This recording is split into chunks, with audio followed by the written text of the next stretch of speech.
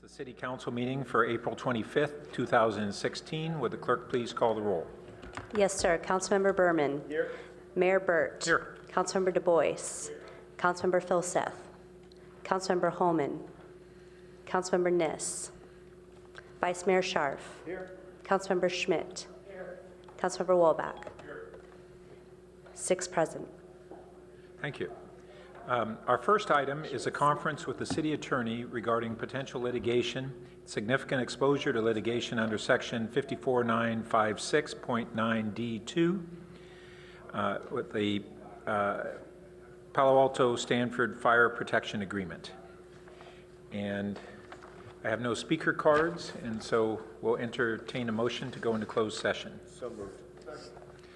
Motion by Vice Mayor Scharf, seconded by Councilmember Wolbach. Please vote on the board.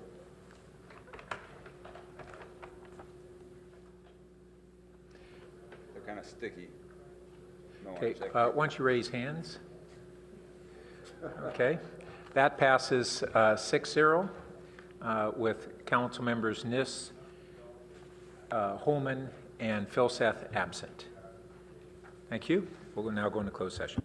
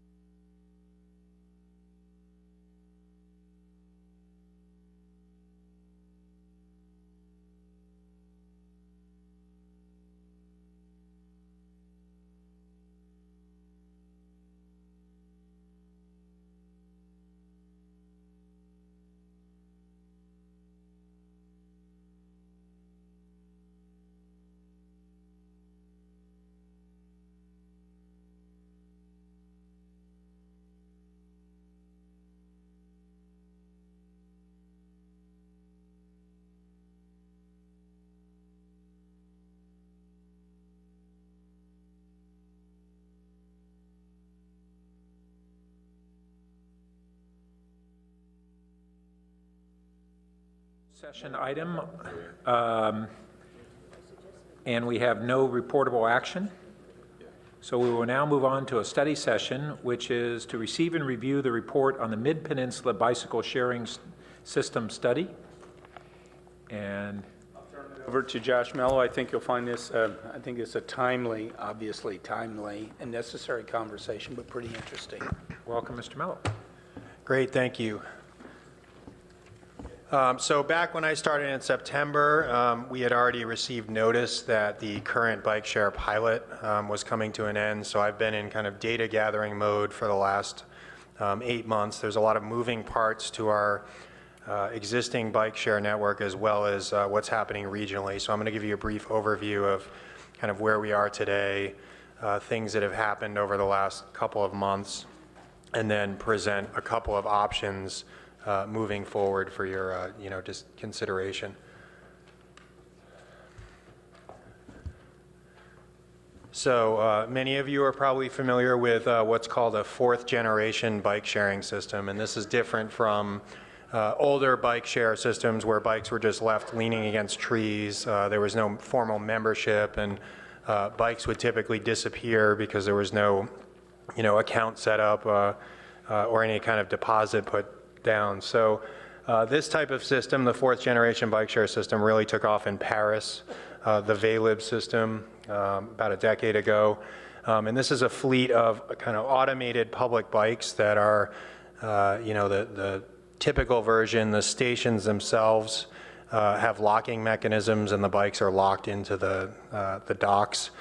Folks set up memberships where they can check out the bike for a defined period of time. The bikes are highly durable, and they're made to be, used and abused by members of the public. They're not typical off-the-shelf bikes that you would own for personal use. These systems have been fairly successful. They have a low rate of loss and damage due to their design, and typically folks have to put a credit card down in order to ensure that the bike is returned in time.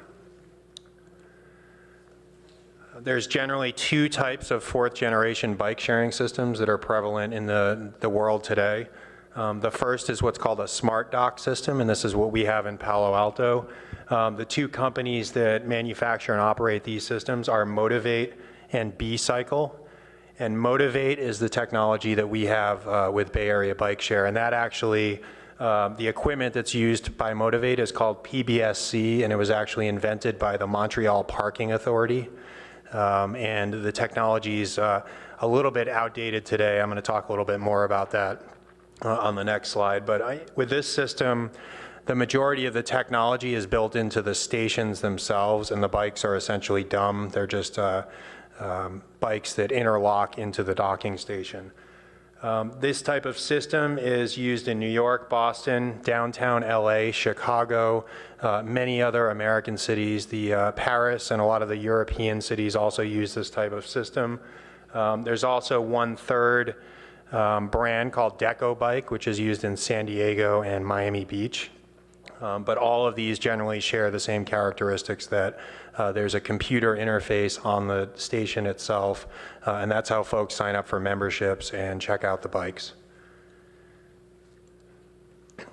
A newer type of system that's becoming a lot more common in the United States, especially with cities that are just rolling out bike sharing, is what's called a smart bike system. And this is where the stations themselves are just typical bike racks, and there's actually no technology built into the stations themselves. All of the technology is on the bikes. So in this photograph, the black box that's above the rear wheel on the bikes is a computer processor that's linked via mobile networks to a central computer. And when somebody signs up for a membership, they use a smartphone app that they can download very quickly.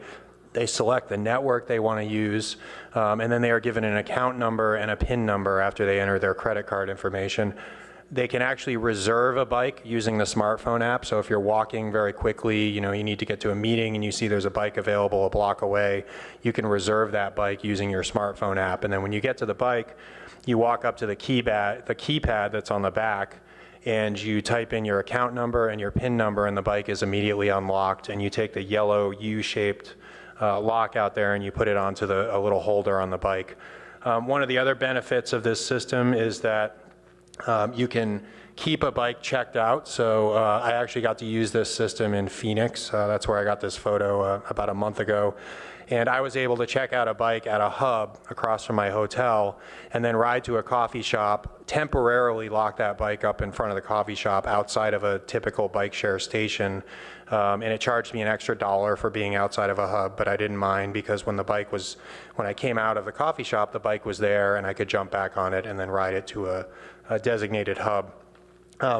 One of the other neat things about this system, and Topeka, Kansas does this, you can create virtual hubs. So in the case of Topeka, Kansas, their entire downtown is designated as a bike share hub.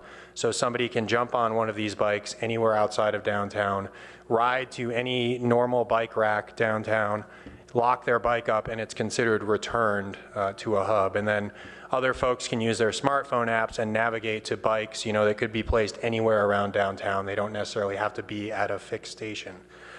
But you can also create these kind of pseudo hubs like you see in the photograph that are very identifiable.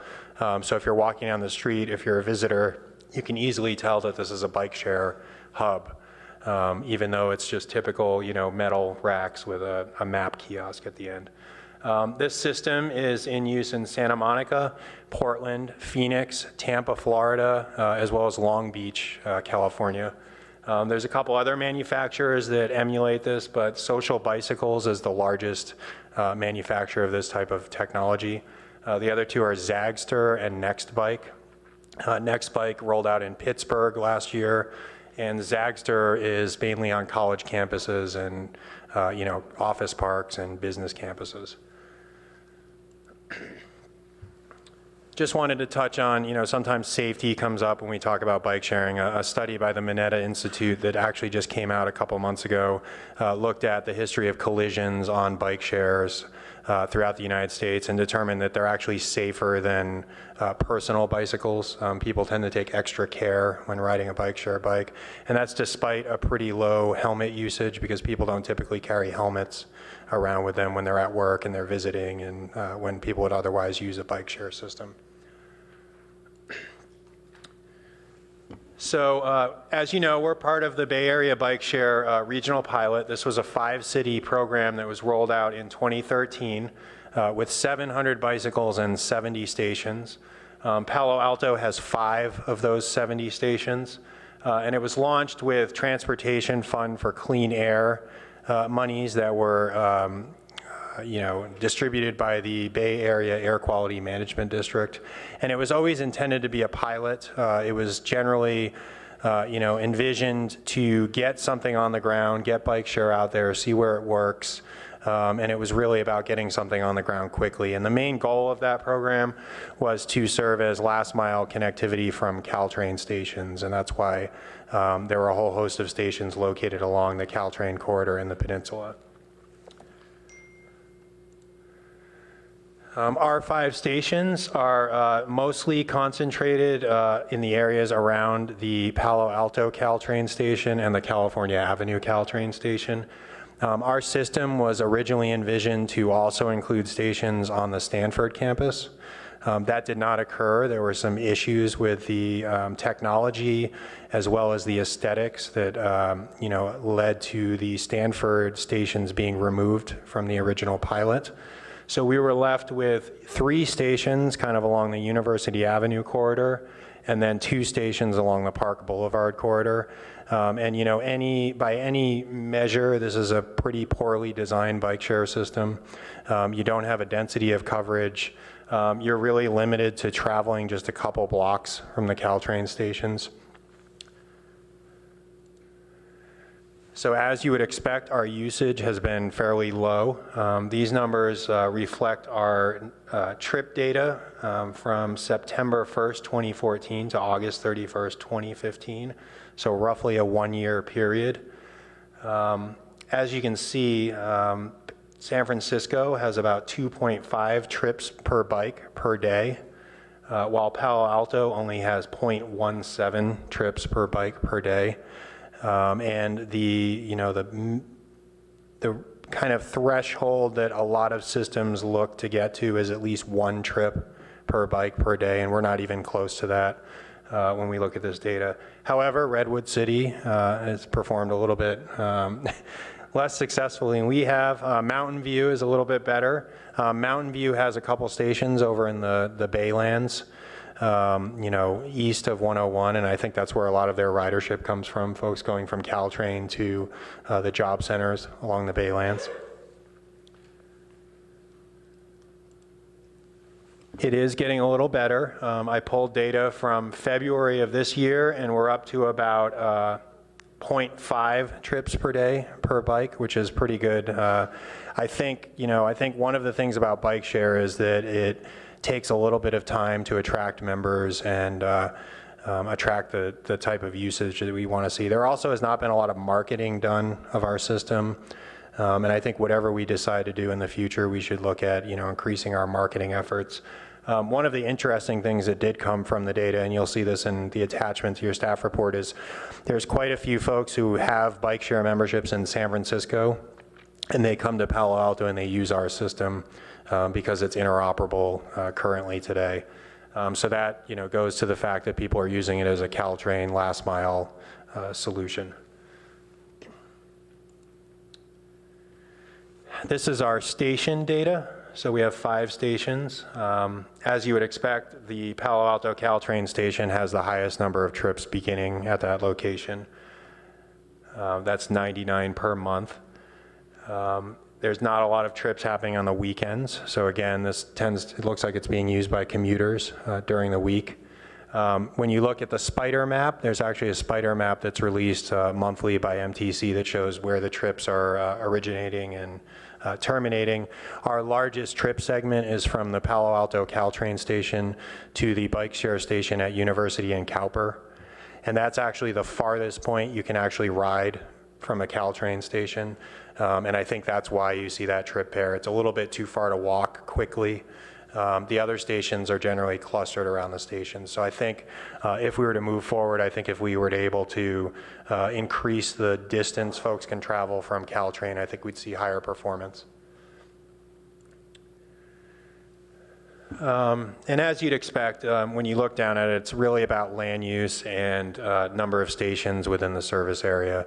San Francisco, has a huge number of stations, and they're in a rather small service area. So when folks use bike share, they want to know that they're going to have a station relatively close to where they're going. You're probably just going to walk if you have to park your bike share 4 blocks away from your destination, and then walk 4 blocks anyway.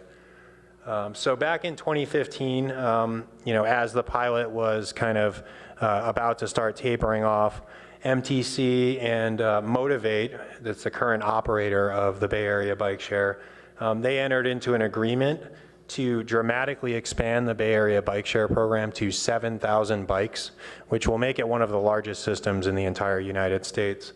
And that will be entirely privately funded. However, they're only expanding in San Francisco, Berkeley, Oakland, and San Jose. The peninsula cities were kind of left to fend for ourselves. We were given a term sheet, which is included in your packet, basically outlining the costs that we would need to cover in order for the Bay Area Bike Share system, the current 5-station system, to continue operating in Palo Alto. So back in October of 2015, MTC allocated some funding to Samtrans to do a peninsula bike share study, and they partnered with Palo Alto, Redwood City, and Mountain View to look at what the options are for those 3 peninsula cities post June 30th when the Bay Area Bike Share pilot ends. This study is still underway. A lot of what's in your packet is our draft documents from that study. We didn't have time to wait for the study to be finalized because we have some decisions that we need to make in the coming 2 months. But this study provided us with a lot of really useful data. They looked at other suburban communities that have bike share, because one of the big questions is, can bike share work in suburbia outside of the urban cores? And the answer is yes. They looked at Alexandria, Bethesda, Brookline, Rockville, Silver Spring, Maryland, as well as Somerville, Massachusetts. Somerville and Brookline are a little bit denser than Palo Alto, but some of the Maryland and Virginia suburbs are, I think, good peers for us. And they basically found that service area is the most important thing. So in urban areas, it's really about station density. They found in suburban areas, it's actually better to have a larger service area because destinations are so far apart. It's actually better to have a large coverage area so folks can access a larger number of destinations. They modeled, based on what the data that they collected in these other suburban communities, they looked at what the characteristics were for the successful stations in those communities, and they modeled the densities and the land uses in Palo Alto, Redwood City, and Mountain View to determine what the ideal system would look like for each of those cities. And our system, which I'm going to show you a map of our ideal system, is a 35-station system, generally concentrated west of the US 101 corridor, but covering the majority of the city from north to south, and also serving the Stanford Medical Center and the Stanford Research Park. One of the other developments in late 2015 was the city of San Mateo approved a 50-bike pilot bike share system. This was back in November. And they did an interesting thing. They actually, instead of doing their own procurement process, they just piggybacked off of an existing contract between the city of Santa Monica and Social Bicycles. So they were able to get the price that Social Bicycles offered to the city of Santa Monica for those 50 bikes. And then they found a local nonprofit called Bikes Make Life Better to actually operate the system. So every bike share system requires kind of three ongoing maintenance and operations tasks. The first is repairing the bikes. The bikes will break from time to time. They'll need tires repaired. The second is rebalancing the bikes. So a lot of the bikes tend to get clustered in one location. In the morning, everybody would ride to Caltrain, and then there's no bikes left in the outer neighborhood. So the bike share systems typically rebalance the bikes during the day to make sure that there's an equal distribution. And then there's customer service. So if somebody calls because their account's not working, somebody has to answer the phone or respond to emails. So those are the three kind of ongoing operations and maintenance costs. And City of San Mateo, their 50 bike system is going to cost $85,000 for capital. And then they're going to have about $90,000 a year in operating costs for their 50 bike system.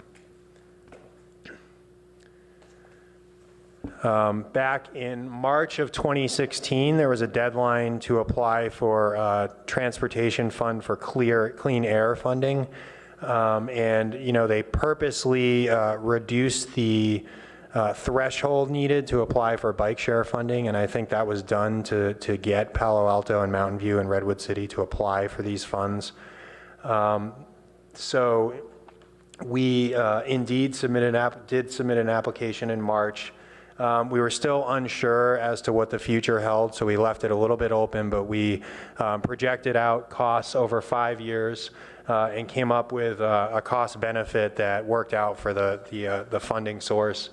And we ended up requesting $171,000 with an assumption that the city would identify $911,000 in local operating funds over 5 years. By submitting the application, we did not commit ourselves to doing this project or accepting the funds, but we didn't want to leave that funding on the table because it was, purposely structured to enable us to apply to continue the operation of our bike share program. There's also another source of funding that's coming down that's on the horizon, and that's the MTC Bike Share Capital Program.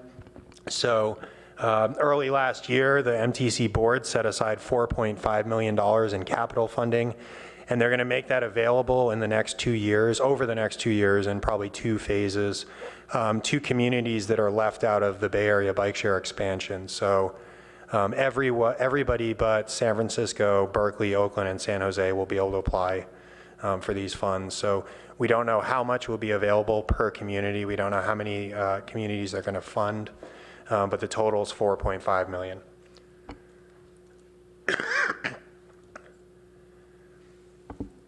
So to wrap this discussion up, this presentation up, the BABS, Bay Area Bike Share Pilot Program, is scheduled to end on June 30th.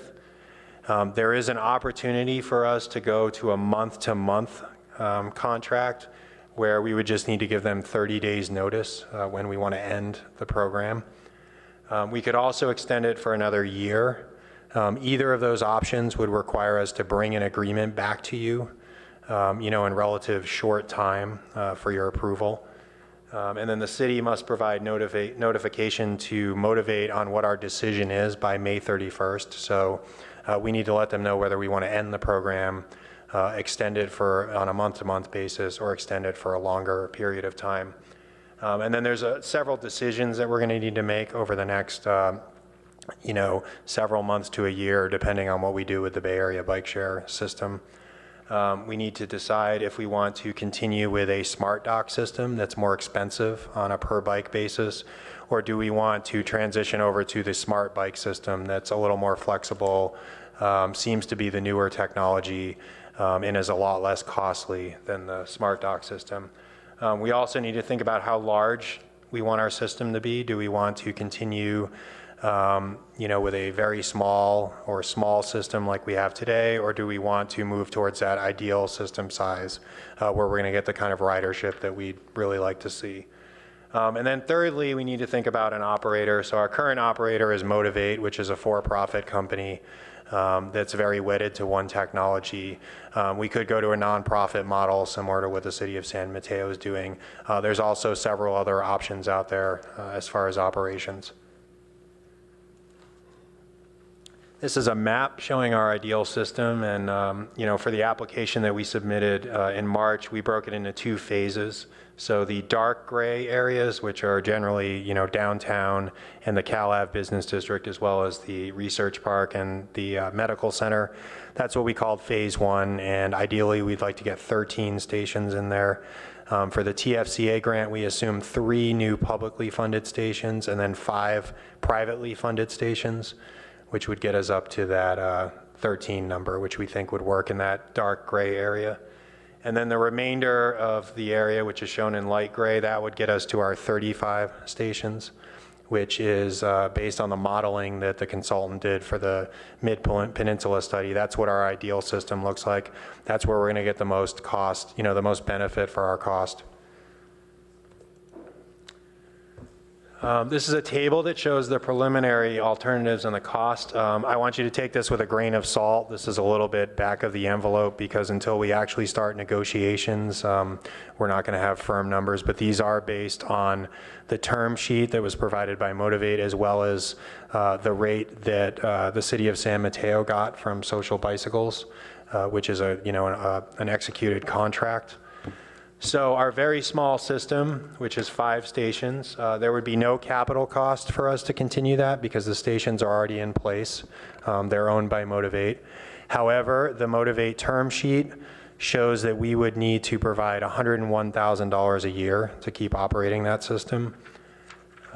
And it would work out to a cost per trip of about $33 if we had our current ridership, if we did not move the stations and just left it operating the way it is today.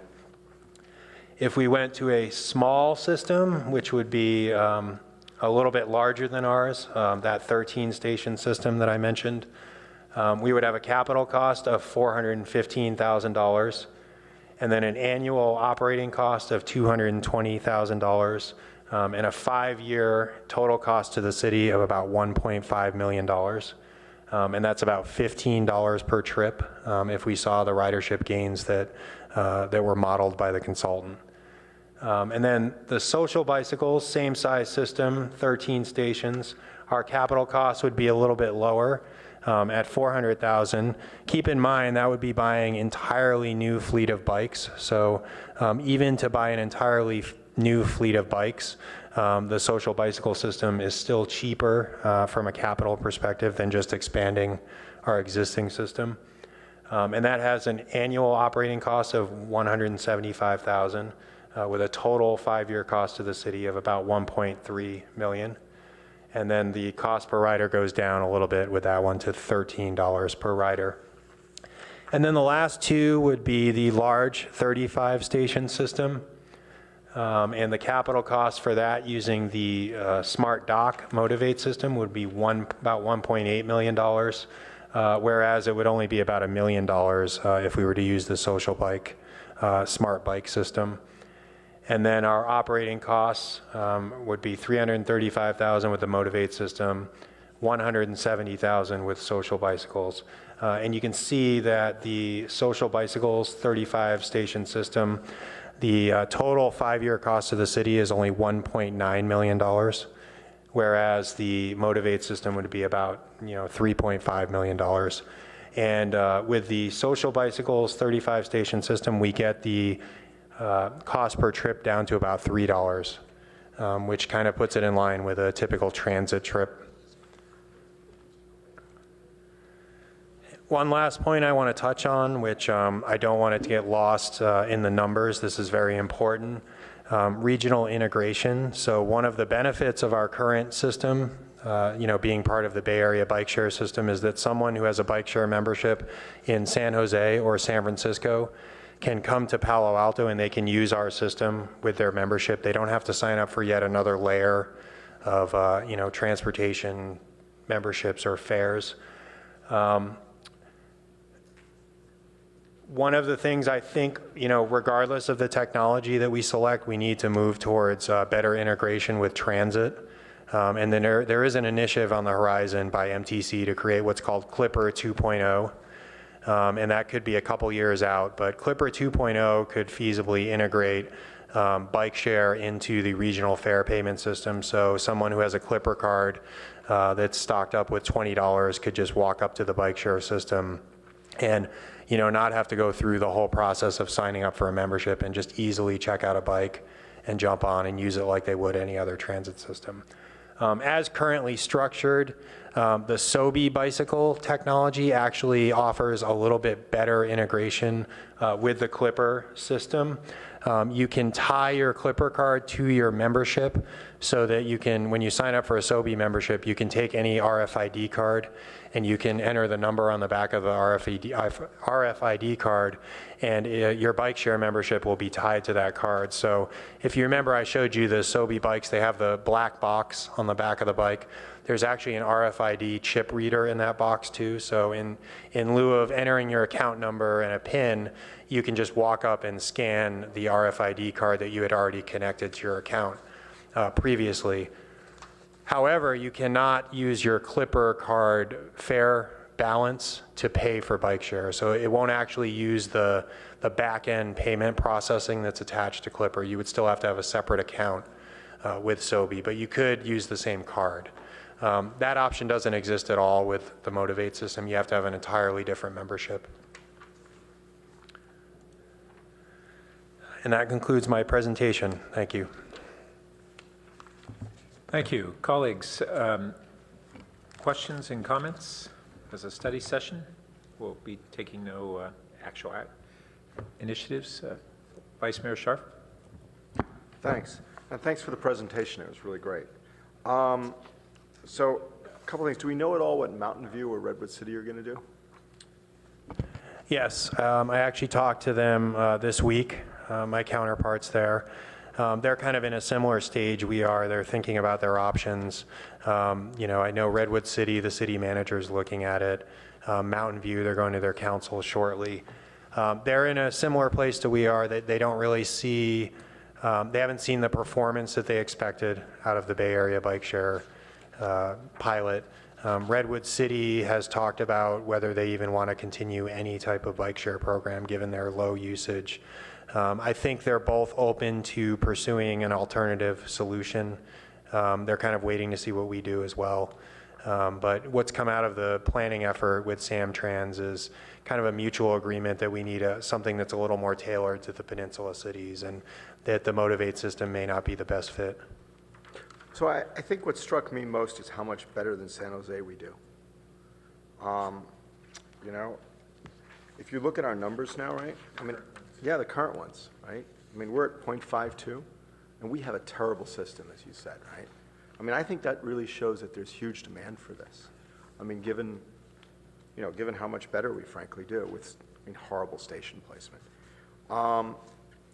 When I look at this, I actually am very optimistic that if we did the ideal system, that it would be widely used throughout Palo Alto. So when you look at these, it almost seems to me that there'd be very little reason to stay with Motivate. They're much more expensive to operate, hard to grow the system. And, you know, when you look at that $3 a bike ride, that seems to make some sense when you start looking at that. I mean, $33 a bike ride doesn't really seem to feel very economical to us. So my thoughts are that I would definitely push for the large system, frankly, with SOBI. I think that makes the most sense. I mean, I'm not wedded to that, obviously, but the Motivate doesn't seem to make a lot of sense given their capital costs. And also that, frankly, they don't really want to do Palo Alto. They don't want to do Redwood City. They've sort of politically been forced to, now they're charging it for us. And I understand they don't even really want to do San Jose, that they really just wanted to do San Francisco, Berkeley, that area. So, I definitely think that we should focus on that. How long would it take to, I mean, you said we could go month to month. So we can go month to month for as long as we want. Is it prorated? Is there any downside? Is it more expensive to go month to month? And then how quickly can we transition, if we wanted to SOBI, and then start maybe slightly smaller and then move to a large, you know, phase 1 and phase 2 as you talked about? So if we went month to month, it would be a prorated cost based on the $101,000 per year. Was that 12,000? No. 8,000? Yeah, $8,000 a year, I mean, a month roughly. And that's all inclusive, so we wouldn't have to contribute anything additional. They do all the maintenance and operations. There is an additional cost if we wanted to move the stations to try to get a little better performance out of our existing system. There's an added cost to moving the stations. But if we were going to end the Motivate contract eventually, I don't think we'd want to invest in moving the stations. Your second question about how long it would take, I think we could move, you know, I think each individual city could move relatively quickly, but if we wanted to develop a peninsula solution with Redwood City and Mountain View, I think there'd be an added time that would be required to negotiate something what's that... the advantage to that? Why not just put our own in and then they'll probably follow suit, or if they don't, they don't? So one of the other strengths of the Social Bicycle SOBI system is it's one smartphone app for all of their systems. So when I signed up in Phoenix for their system, I could have also signed up for the Tampa system or the Santa Monica system. So, you know, San Mateo is rolling out a SOBI system, so they'll have the same app in that case. So I think if we were to move that direction, I think we could kind of see some cross-pollination and some integration, even if we didn't sit around and wait for, you know, a unified system that was all one brand. Because I'd be concerned with waiting. I'd like to see us move as quickly as possible and get this done, given the traffic situation in Palo Alto. And this seems a relatively inexpensive way, especially with a large system, to get this done. I'd be concerned with getting, I mean, I have doubts that Redwood City is going to really spend the money and move on this, frankly. And, you know, I think if we get out there first and start doing this, I think other people then, if they do come online, will follow that. When you look at these numbers, it seems hard to imagine you'd choose Motivate over SOBI, just given the numbers. So it seems to me that that's where we should go on this. Thanks. Councilmember Du Bois. So I guess my understanding is we've basically been on probation for about a year since they basically told us they weren't going to fund it anymore, right? But it doesn't sound like we did much in that last year to really see what we could do. Like we could have moved the stations, but we didn't do that. I mean, I guess my big question is what's going to take to be successful? You know, I guess the numbers did go up a little bit since that time. But you mentioned marketing. I mean, are there other things you think we need to do?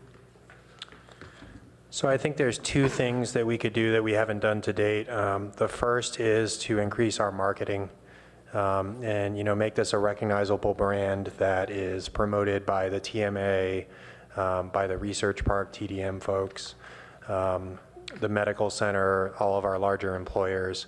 One of the most successful ways to increase bike share usage is to offer corporate memberships.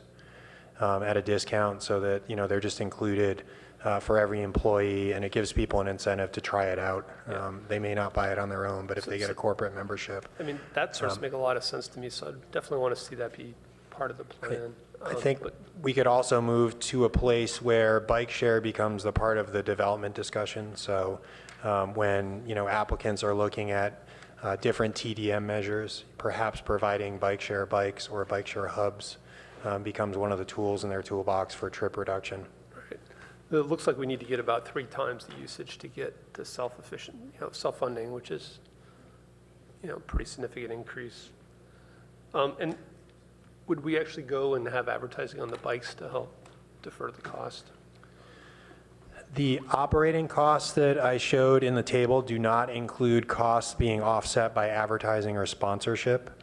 If we did secure a sponsor or advertising, that would reduce our operating costs. Do those change, or are they permanent for like the life of the bike?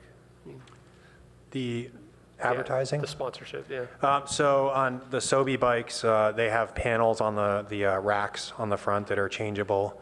And then if you go to the first picture I showed where they have a map panel, you can have the map on one side and then you could actually have an advertisement on the other. They would be changeable as well. Sponsorship would entail kind of wrapping all the bikes in some kind of some kind of brand that, the corporate colors. That's a little more difficult to change, but those are usually multi-year contracts. Okay. And just to echo Councilmember Scharf, I mean, Motivate seems very expensive, and they don't seem very interested really in working with us. Yeah. Yeah. Have you talked to San Mateo? Are they interested in collaborating, create a different kind of network with Sobe? They are, and I can't remember off the top of my head, but they named their system something that's very easily transferable Yeah, to. it was Bay something. Yeah, Bay. It's a playoff Bay Area bike share, but I think their intention is to, if other cities want to buy into it and become a part, that they'd be open to it. I mean, it's pretty, I think, encouraging that I think there are other forms of integration. So what we're talking about, paying with your phone and Clipper card, I think if we push that way, that's very positive as well. So. Can we get the TFCA funds if we go with Sobe, or are those tied to staying with Motivate? So the grant was written in an interesting way. It said it must be compatible with Bay Area Bike Share. It didn't say it had to be Bay Area Bike Share. So our intent is, if we are successful in our grant request and council elects to go with a different technology, we would just submit a request to use that funding for a different technology. So, I think we need the question about smart bikes versus smart docks, I think, is a really important one. And I mean, just reading the report, and you're more of an expert than I am, it seems like smaller cities, smart bikes make more sense. This idea of kind of virtual docks or having the entire downtown be a dock just seems to make more sense in a suburban environment. So I really think we got to factor that in. It's not just a cost issue, but really what technology is best for our city. And I wanted to look at the ideal 35 station slide for a second, if you could pull that back up.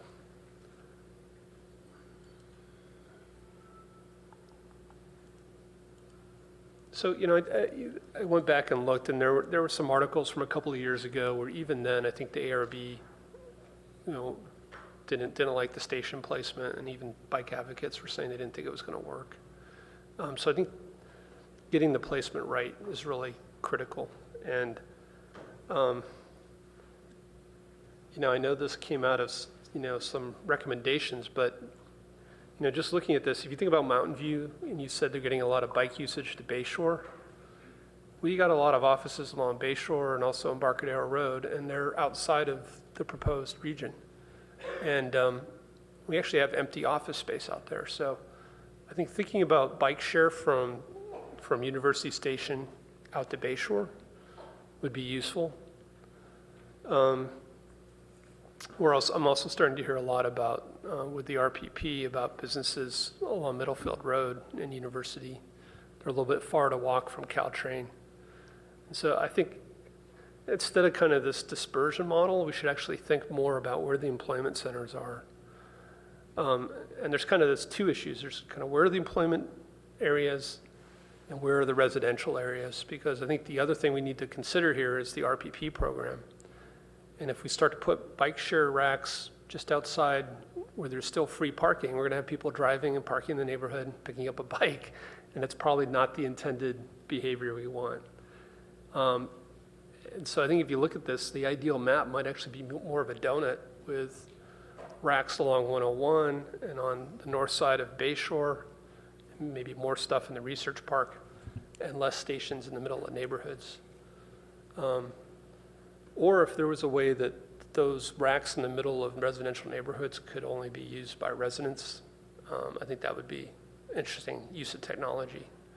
But I would worry about, stations, in the middle of Old Palo Alto, and you just park there and then ride the bike into downtown. Yeah, I think that's it. Thanks. Councilmember Berman. Well, I think, so Councilmember Du Bois brings up an interesting issue that kind of, well, before I get to that, has anybody, and forgive me if this was in here and I missed it, but done an analysis of, what is the benefit to the community for if we somehow achieve, 112,000 annual bike share trips in a year? Has anybody quantified what that means, either in terms of fewer parking spaces or reduced congestion or reduced greenhouse gas emissions or anything like that? Is there a way to even do that, to quantify Yes, it? the city of Austin did a survey on its bike share users. They have a pretty popular system, and they found that 41% of the bike share trips were displacing a single occupant vehicle trip. But that's really the only number that I've been able to find as far as trip displacement. Okay. And the question that I had, that I thought I'd answered, but then Councilmember Du Bois' suggestion might blow a donut hole in it, was is there that much demand just from commuting employees, or to reach that goal of 112,000, do you need to get significant numbers of inner city trips from residents, taking it to go to the grocery store or go downtown for dinner or that kind of thing, as opposed to just people coming in for work? So can we hit, I don't know how we got to, I don't know how this 112,388 was derived, but can you achieve that high usage just with employees, or do you need the benefit of residents using it for trips across town? So that number was extrapolated from all of the peer cities that the consultant looked at, which were mostly suburban in nature with a similar land use pattern as Palo Alto. And the assumption was that you would have the coverage of the entire service area. For both options, essentially. To generate that 112,000. If we were to just locate them, in a donut fashion at employment centers in downtown, the numbers may look different. Okay. We would have to remodel that to see how that would perform. Okay. And I based on the success or lack of success we've had, I was, fairly skeptical coming in. I think, seeing the distributed nature of the stations and the fact that you could get residents to use it for inner city trips, which make up a lot of, our congestion and parking usage at certain times, that appeals to me. I definitely see Councilmember Du Bois' concerns about how people might manipulate the system, though. So, these are good questions that we have to think through. But I like the fact that it's spread out and that people can use it in the neighborhoods. I think, that could be a great way to get people using their cars less. In terms of the inner city or intercity connectivity and possibly partnering with Mountain View and Redwood City, what's Menlo Park doing? Is Menlo Park, are they just, they're kind of a big hole in between us and Redwood City. They have not shown an interest in participating in the study to date. Got it. And yeah, Jim? Well, can I just jump in as an aside? So, excuse me. Interestingly enough, I think I mentioned this, to the council before, but the cities and the city managers of Redwood City, Menlo Park, Palo Alto, Mountain View, and senior leadership at Stanford have been working together and actually working towards at least a sort of city manager agreement to maximize interjurisdictional planning on different transportation issues as much as possible. And even this past week, we had a briefing to the city managers on this topic that included Menlo Park. So to date, they haven't been part of this. As you know, they're in the process of adding bike lanes, for example, on El Camino Real, where we don't have them. That's been a topic we've said, well, wait a minute, the interconnect between your town and ours are things we've got to be talking about more explicitly. And I would imagine that this would extend to Menlo Park also. Okay. Yeah, and I think they would be interested to see what we do and maybe want to participate once we get something in the works. And then I guess just lastly, I'd agree with my colleagues that I think the SOBI go big option, if we're going to do this, is the right option. I think there are still questions that need to be answered, but the small options aren't generating any sort of benefit, so that doesn't make a lot of sense. Councilmember Schmidt. Yeah, it was good to see the February update. It's important to see that this works in the community over time and builds up a cadre. I'm a little surprised that this is being pushed in conjunction with Caltrain. I mean, using it for that last mile certainly would save Caltrain loading up bikes on the train, but it sort of condemns the system to be used once a day. When you arrive at Caltrain, you go to your workplace and you put it there and you reserve the bike at 5 o'clock to catch the commute train coming back. And these one-way trips or one bike-a-day trips don't seem to work. Where it really works is where you have dense neighborhood developments like San Francisco, where you can move from neighborhood to house to visit and so on, or in a business park where you have 3 or 4 meetings over the course of a day and you can pick up a bike in front of each office, drop it off. And the bikes move around. They get used 5, 10 times a day. Palo Alto is designed sort of to be a more walkable community where you get to your workplace and you can walk to your coffee, to your lunch, to your comrades who are working across the street.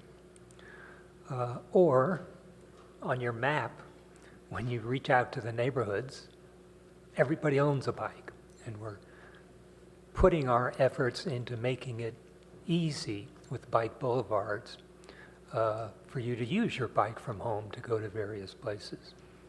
So I don't quite see how this would fit in. I guess there's a second issue on the cost and the cost trade-offs. I'm surprised you don't come tonight saying, oh, here's what you get for spending hundreds of thousands of dollars on bike. And here's what you might get by investing that in shuttles, in a Marguerite program that moves from Caltrain to a number of businesses during rush hours, that can deal with the suburban densities. Maybe we have talked about not just shuttles, but ride sharing components where for $100,000, $200,000 a year you can get make a big impact on a much wider audience and those who are not just taking that 1 mile trip from Caltrain to their job. So I would certainly encourage you to look at this in terms of a cost trade-off with other options. There are places where it makes a lot of sense. Maybe the Stanford Research Park jumps out of if you can get a good program running in the research park. It might be just the commute and also lunchtime and shopping and things like that. You could have a program working back and forth to the advantage of all. But that raises another question of who pays. You know, why should the general fund pay if this is primarily work-oriented, how to get people to their workplaces? I noticed there are letters in here from Stanford Research Park, from Stanford, from big employers saying, this is great, do it.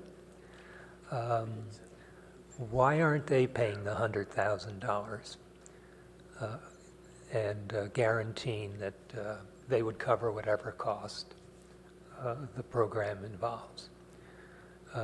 They benefit, they should contribute. One last comment on the placement on the map you have. The point was made that you've left off some of the big business districts already, but I think immediately something like the Baylands. Gee, a station out there on a weekend would entice people who are not regular bicyclists to be able to enjoy the Bay Trail. Maybe there's a way of just moving bikes from Caltrain station, which aren't used on the weekend, out to the Baylands on the weekends, and developing a whole new cadre of users and riders. So I think this is a good program, but we're at a decision point. It would be good to be able to compare this to what other ways can we spend money to solve the problems that have been identified here.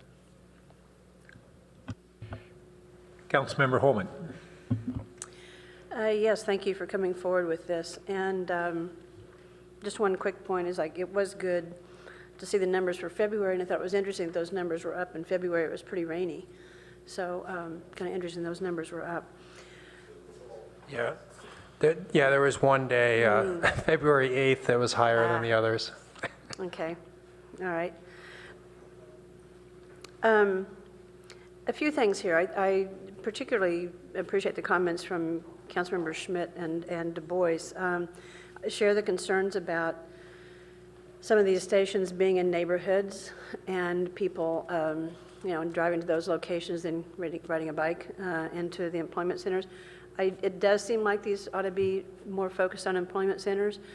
Pun intended here, but has there been any interest or any activity to try to peddle this to the hotels? So I guess my question, whether it's businesses, whether it's a research park, whether it's hotels or whatever, has there been kind of outreach to see if they'd be interested in promoting it, helping sponsor? Has there been any of that kind of outreach that I'm not aware of? So for the pilot program, the city of Palo Alto is relatively hands-off. It was, overseen by MTC and then operated by Motivate. I think if we were to advance a different type of system and take more of an ownership role in that system, I think we would definitely need to build those kind of relationships and do some more focused marketing at our target audiences. And I think hotel guests and hotels themselves would be a good place to start. Yeah, I agree with the comment about, I already had in my notes about hotels. I think the Baylands is quite an attraction.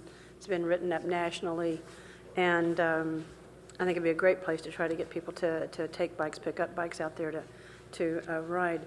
I also agree with Councilmember Schmidt's comment about trade-offs. What do we get for this money compared to what we would get for money spent on something else like shuttles, that sort of thing. And going back to the polling here just for a moment, so what would come first? An investment and then do some polling and outreach, or doing the outreach and then coming forward with a program? That's a question. Polling about the system, or Polling or outreach, or a combination thereof, to see what kind of support we would get from the various entities? Well, I think, when we come back to you, we could look a little more closely at, setting some goals on advertising, sponsorship, other things that could offset the direct operating costs to the city. But to date, we haven't worked on any of that yet because we don't really have a direction. We don't have a cost. We don't know, what the system's going to look like. But I think it's totally appropriate for council to give us, some feedback on, what the appetite for sponsorship and advertising and other things that could potentially offset the operating costs would be. So you touched on what my last comment or question is. It seems like you're looking for direction tonight, but this is a study session. So I'm hearing comments and questions that sort of lead me to think that you're looking, and your comments also in your presentation seem like you're looking for direction.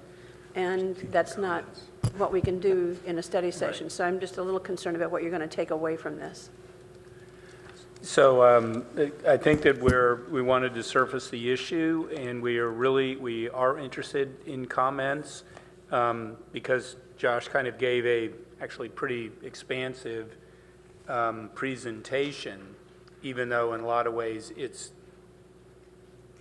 no pun intended, motivated, once again, by a short-term decision point that we have about do we want to continue to expend, do we want to start expending $100,000 to keep the Motivate program in? That's a pretty narrow discussion, decision point. And, partly for us to just tease out from the council, is there value in keeping the Motivate system the way we have it now helps us inform the near-term decision. He presented an alternative with SOBA and everything.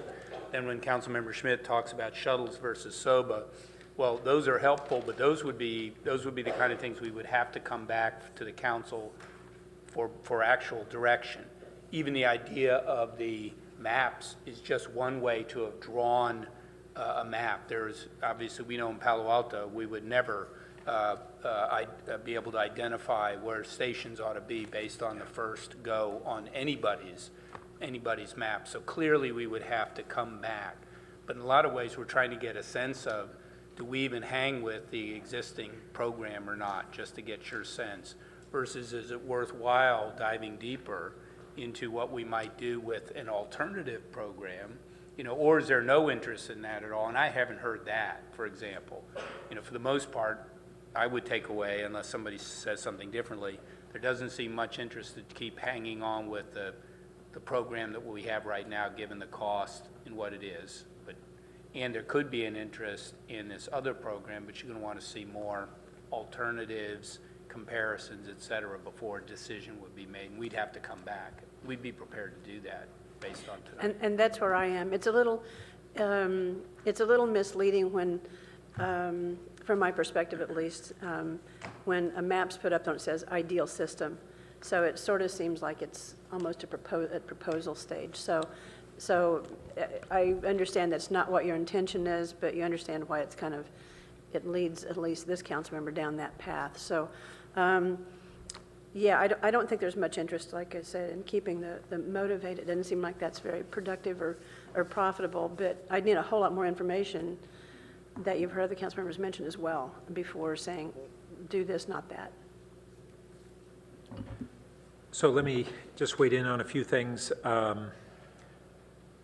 First, I like the concept of having some down in the Baylands for two purposes. One, Councilmember Du Bois's reason of having a route from the train stations down to those work centers. The second is as a beginning and end station for people who might drive to Baylands but use them recreationally as a result of the bikes.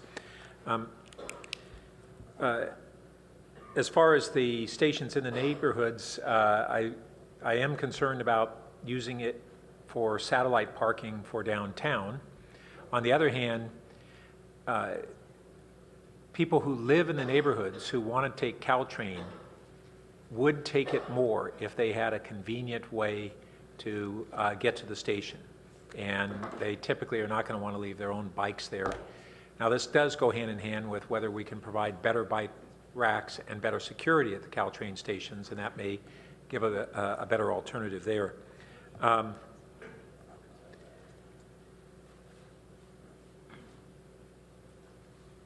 Josh, you mentioned that this could be another TDM measure. I actually think that that's one of the strongest reasons for this, is to give us a whole nother tool in the TDM toolbox, and that we could begin to, whether this is a requirement of all those tools that we would place on developments as a default, or some tool kit remains to be determined. But also, are all these one-speed bikes in the SOBI in particular? They range from 3 to 7 speeds, Oh, good. depending on the city's preference. Oh, good, okay. Because when, in our flats, 3 are probably fine, but if we're talking about serving the research park, people are going to maybe want more speeds. As far as the cost effectiveness, I also would like to see that, but as I recall, when we've looked at the subsidy per shuttle rider, it's actually considerably higher than this. So that's one point of reference. It's not the only one, but higher than, I should say, what we would have with the large scale SOBI. And then how soon would a SOBI system be able to come online here? I mean, I would hazard, optimistically, I would say a year, but realistically, a year and a half to 2 years, I would say. I mean, I think we could get a small system in place relatively quickly, but the entire 35 station system would take a little while. First phase, when you say relatively quickly, for say the first phase? I mean, I think if we were going to continue with our existing system, I'd probably want to do a 6-month, month to month, and then see how quickly we can get a SOBI system in place and see if the other, peninsula cities are interested in coming along. 6-month, month to month of our existing, you're saying extend that, or a new SOBI on a month to month? I think we'd want to keep something in place while we got the new That's what I system was set trying to up. figure out. I don't think we'd want to have a gap in service. There probably are some folks who depend on this to get to work every day, even though it's not a large number of people. So then following on to these TDM measures, we could have individual developments having these requirements. I can certainly see that we could, at the outset, put as a condition on any new major development, including hotels, and that's pretty easy. I'd also be interested in looking at our TMAs, such as the Stanford Research Park. Have we had discussions with them about this specifically? Yeah, we've been talking with Jamie and her colleagues over there, and they actually submitted a letter of support for the TFCA application that we submitted. They're very open to participating. Well, I don't know whether participating means significant financial participation. When we look at our costs, are they open to being significant financial partners in this? I think that conversation would come, as we started to firm up the plans for the system. The letter they submitted was just kind of a general letter of support. So I would actually like to see that conversation occur sooner rather than later, and just be pretty direct. They're looking for a variety of tools. I would think this would work well. It depends on the location. They have to shuttle folks from the downtown station to the research park because of the infrequency of our current Cal Ave service on Caltrain. But from the lower end of the research park to the University Avenue station with our bike path and essentially Park Boulevard, that's not a bad ride at all. And so when we look at that, we may want to think about in a stage 1, the lower level of the research park, stage 2, an upper level, which might be served more from Cal Ave, Caltrain, especially when we have expansion there. Also, even just, I had a discussion with Castellea recently and asked them whether they had used our current system because they were saying they now have a lot of students who take Caltrain, but then they have a shuttle that they have on their own from the Caltrain station to Castellea. Pretty short distance, but they don't have their own bikes there. And they weren't even very familiar with our existing system. And I would, you don't want to probably sign folks up. They said that they were interested in sponsoring a Motivate station at or near Castellea because they're a commuter school. So then the final thing is, aside from the comparison to alternatives like expanded shuttle, what's our cost avoidance in terms of the value of a parking space, setting aside for the moment the value of reducing traffic congestion, but just on a parking standpoint, what portion of these, if we have 112,000 annual trips under the large-scale SOBI system, that's about 300 trips per day. And what portion of those would we assume or project would avoid demand for a $60,000 parking spot plus the maintenance of that parking spot? And that's a calculus that I think is very important and I'd be real interested in seeing. So I think I concur with my colleagues that we're interested in the SOBI system. I think I heard generally on the larger scale. I would be interested in really pursuing financial partners, and that can be, if we mandate locations for development, then we avoid both capital and a certain amount of the operating cost expenses. And if we have large-scale partners through the TMAs, that also is a significant cost sharing. So we might see our proportion of this cost drop significantly if we are to go forward with a local transportation tax this fall, and we're going to have a meeting next week to hear our poll results. Then we could have funding of our own to be able to expand support of programs like this. Councilmember Wolbach. If I could just address one of those points. Most of the bike sharing systems in operation today limit memberships to folks 18 years and older. So it could be a challenge for students at Castilleja. That's not saying that there's not an opportunity to have a different age threshold, but most systems in operation today, you have to be 18 and older to use the system. Interesting, although I wouldn't be surprised if agreements can be struck between an institution where the institution would provide certain guarantees or whatever. Councilmember Wolbach. Thank you very much for the presentation. I concur very, very much with the comments I've heard from my colleagues.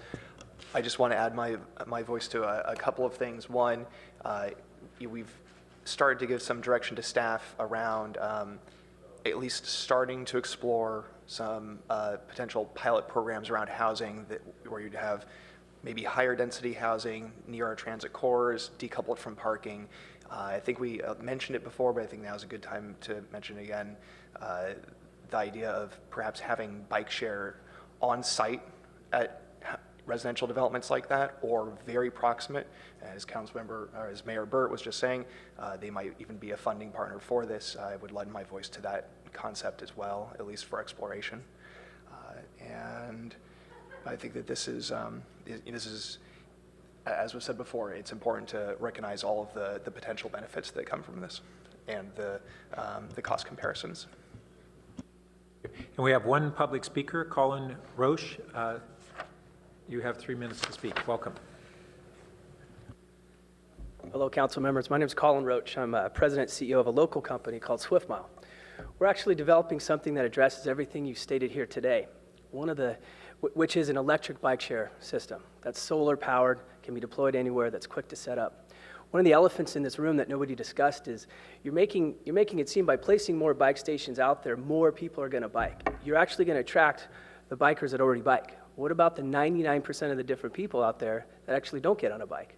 There's new options. There's been an explosion in electric bikes within the last 2 years that give you the ability for pedal assist, or you can bike just pure biking. So you get the best of both worlds. These systems are set up to be completely tracked. They're smart. You can locate them with your smartphone. And the systems, because they're solar, you can place them in many different locations. We're already deployed at Google. We're down at the Santa Clara Valley Transit Authority as a pilot station right outside their front door. We're also engaged with a lot of companies at Stanford Research Park. Councilmember Holman, you mentioned the hotels and resorts. That's actually one of our focuses as well. A lot of them, we talk to every general manager there. They say people Uber in, and then in order to get around locally, they either have to walk, which might be too far, or they're going to get in another car, maybe another Uber, and get back on the roads to congest the roads. What about having a system where they could they could just simply walk out the front door and get on one of these bikes. The other part about bike share, which we love, by the way, I'm not saying anything bad about it, but to attract non-bikers, is for the work hours, all studies suggest this: people don't want to sweat to get to work. You talk about Stanford Research Park, half of those companies up there are up on a hill. Now, that's just another factor that a lot of people decide not to bike. That's just the pure truth. So I'm just here today to let you know, as a local company, I was born and raised here. I went to Ohlone, Jordan, Palo. My folks still live here. I know the area well. I would love an opportunity for my company to be considered. And I say this with a little tongue-in-cheek, as compared to two companies that are located on the East Coast. And I'm here today to let you know that. Thank you very much. Thank you. And I'll just ask, Josh, are you also considering electric bike share programs? Yes, and I've been working with Mr. Roach to try to implement kind of a pilot between the CalAV, Caltrain station, and the research park, and it sounds like he's having a great deal of success. There are a couple bike share systems in the U.S. that are using electric bikes, so I think that's kind of the next phase of bike sharing. Great, thank you. Thank you very much. Okay, that concludes this item. Thank you, Mr. Mello. That's been an interesting discussion. And our next item is a special order of the day, which is the Building Safety Month proclamation. And Councilmember Berman is going to read the proclamation. Thank you, Mayor Burt.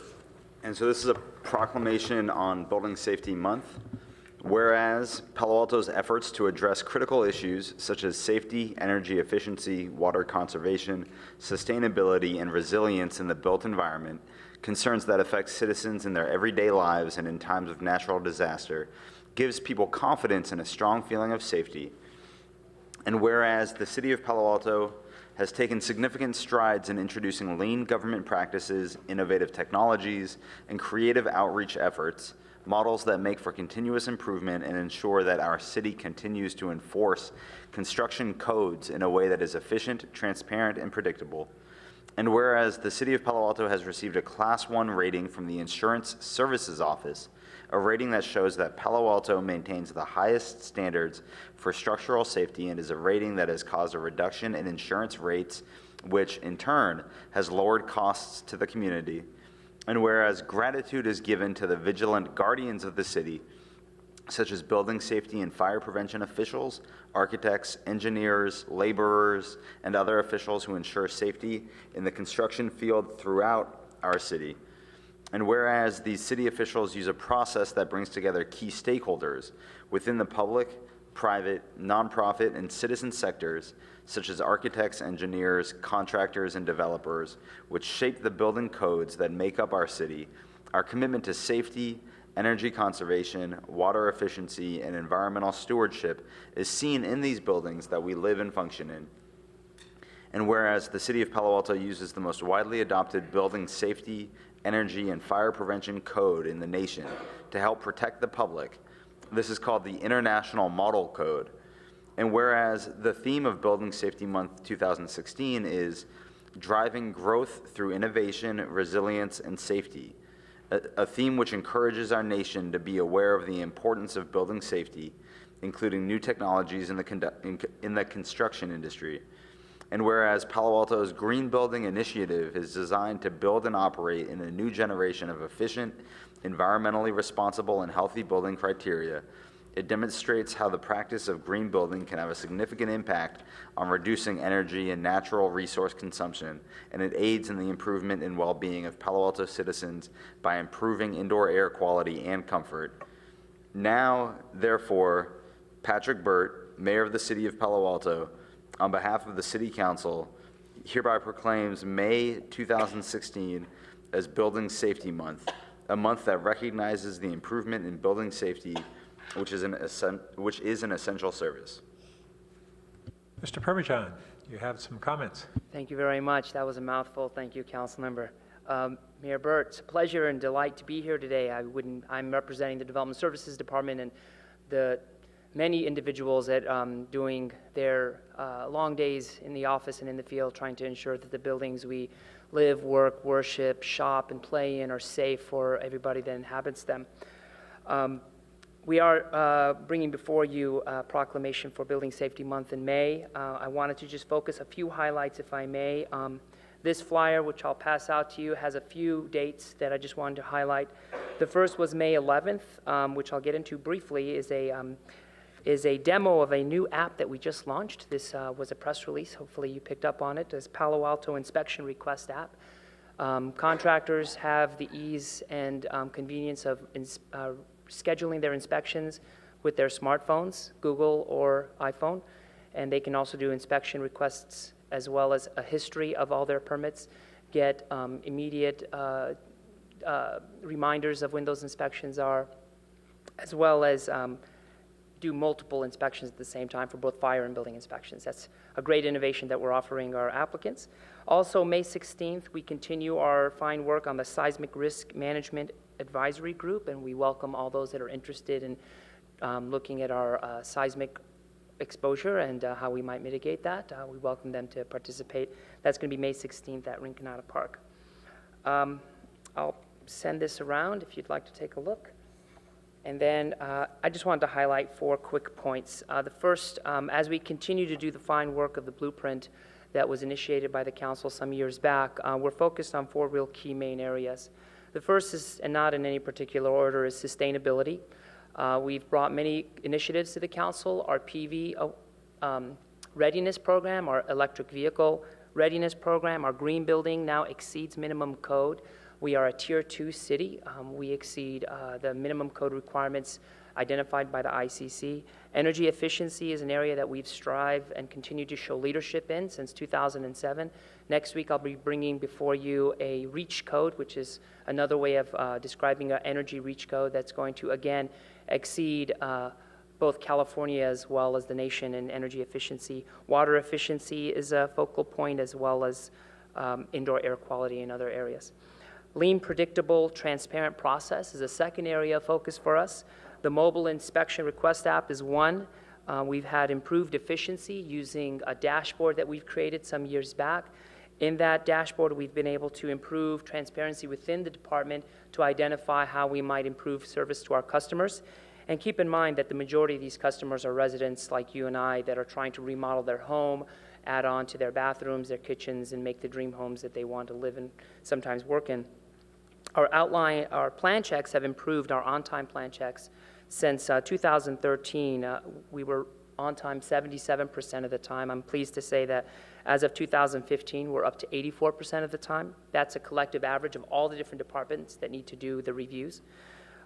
We went from an average of 41% of the building permits that came in, the applications over the counter were being approved. Now over 50% of the applications that come to the development center as a one-stop shop can be approved the same day. That's a huge benefit for residents that are in a hurry and on a tight time crunch. Transparency and predictability is a big part of what we do. The third item is building safety and resilience. Obviously, this is a huge area of focus for us. The ISO Class 1 rating, to give you a sense of perspective, of the 14,000 departments that are rated throughout the nation, there's only 9 that have an ISO Class 1 rating. We are one of them. Of the 297 in California, we're of 3 others that are rated as a Class 1. So it's a huge honor, plus it provides a benefit of security to our residents, as well as an insurance benefit for home and commercial business. And finally, the last area is accountable and cost recoverable department. We pride ourselves in being a fee-based department to not be a drain on the general fund. We ensure that development pays its own way by setting fees to be in par with the level of service that we set. So with that, I'd also send this is a quick, if you have an iPhone that you want to download our app on, feel free. Gives you instructions on how to do that. And I look forward to continue to serve the city and represent the hardworking individuals behind me and behind the scenes, like our new Assistant Chief Building Official, Ivan Balish, sitting in the stands. So again, it's a pleasure to be here and serve the city of Palo Alto and its fine residents, and I hope to continue to do so. Great, and if you'll hold, I'll bring this down to you. Thank you very much.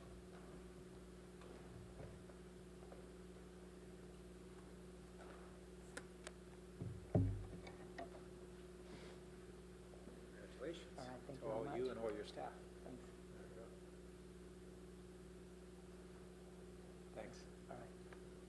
Thank you very much. Have a great evening.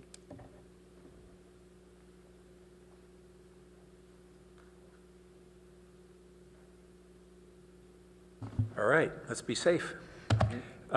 Next item is city manager comments. Mr. Keene. Thank you, Mr. Mayor, council members. Silicon Valley at Home is hosting Affordable Housing Week 2016 in Santa Clara County from May 13th to May 20th, with a policy breakfast kickoff on Friday, May 13th. There is a full schedule of events, including affordable housing tours, workshops, and panels on various housing topics. Scheduled events include a Palo Alto affordable housing tour on May 15th and a film screening and discussion featuring a documentary about the Buena Vista Mobile Home Park on May 17th at the Aquarius Theater in downtown Palo Alto.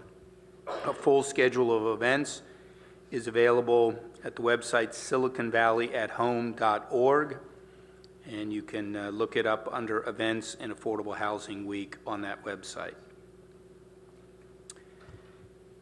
Did want to share that permit applications and parking occupancies in downtown garages have increased due to the downtown RPP Phase 2 implementation, and in particular, the number of commuters using parking at the Cowper Webster garage, finally, have dramatically increased.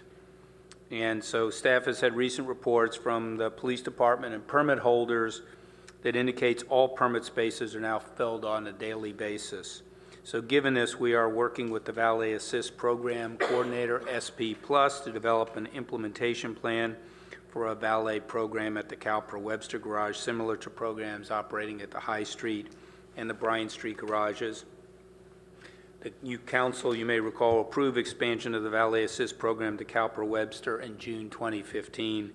And so we're going to meet with the contractor this week, and we'll coordinate with, planning will coordinate with other city departments with the goal to initiate the program in the next 4 to 6 weeks. And prior to its beginning, we will contact all permit holders at Cowper Webster to notify them of the program and how to use the service, and we'll post notices at the garage. We did want to, one last time, invite the council and members of the public to join Mayor Burt and city staff at the Great Race for Saving Water this Saturday, April 30th. The city is teaming up with the Tuolumne River Trust, the Palo Alto Weekly, Project Anybody, Keene, and other partners to host this Earth Day Festival and Fun Run and 5K Run Walk. Community Services, Utilities, Office of Emergency Services, Police, Fire, Public Works, and local youth and community organizations at the Scenic Baylands for some outdoor recreation. Please join them. And again, as I mentioned before, the chance to actually catch the running toilet, free bike repairs, and tune-ups will be offered by Repair Cafe for those who cycle the event. So hope to see some of you there. We'll start at the Baylands Activity Center at 9 a.m., and you can register at thecityofpaloalto.org /Great Race. I do recall, I think, that there is at race day registration. I also just wanted to call attention to, I think we have an App Places memo from me to the council about next week's meeting, May 2nd. That agenda item number 11, which is the receipt of the first poll results on a possible local transportation funding tax measure and direction to staff. We're just getting the results from the pollster. I'm going to talk to them tomorrow. So I would expect we will have the late packet distribution on this item in your Thursday, April 28th packet in advance of that meeting. And then while we are on the meeting for May 2nd, item number 12 on the agenda is the last item scheduled on the agenda. That's a colleague's memo on Evergreen Parking Permit Program, and we received some comments since there's just a very short time that is scheduled for discussion, given the fact that you also have the actual petition related to Evergreen Park and Southgate on the following week's agenda. I discussed with the mayor this morning the idea of moving that to the first item on the council agenda on the 2nd, so that would be placed, should be placed at around the 6:20 timeframe before you take up the public hearing again on the Royal Manor single-story occupancy. But given that that will be a very short item in comparison to the other, we would put that first on the action schedule. And then lastly, just we wanted to acknowledge, as you all heard on Friday afternoon, a young woman in Palo Alto was killed when she was struck by the train at the Palo Alto crossing near Menlo Park. She was a 2014 graduate of Gunn High School, and we've been in close touch with the school district and the Project Safety Net Collaborative in support of our community. It's a sad time for our community, and our thoughts go out to the young woman's family and friends. Thank you. Thank you. Our next item is oral communications, and we have one individual speaker and then 5 speakers who have elected to speak with one representative for up to 10 minutes. So our first speaker is Stephanie Munoz. And there we are. And our next speaker will be Christian Pease. Good evening, Mayor and council members. I notice, I've been out of town for a little while. I noticed in the paper that you are going to permit Stanford to raise, that is tear down, demolish, the living units for about 400 people. Oh, for a very good purpose, so that they can put in denser housing. Unfortunately, well, not unfortunately, but Stanford has more land in Santa Clara County and San Mateo counties than all the cities put together have public lands.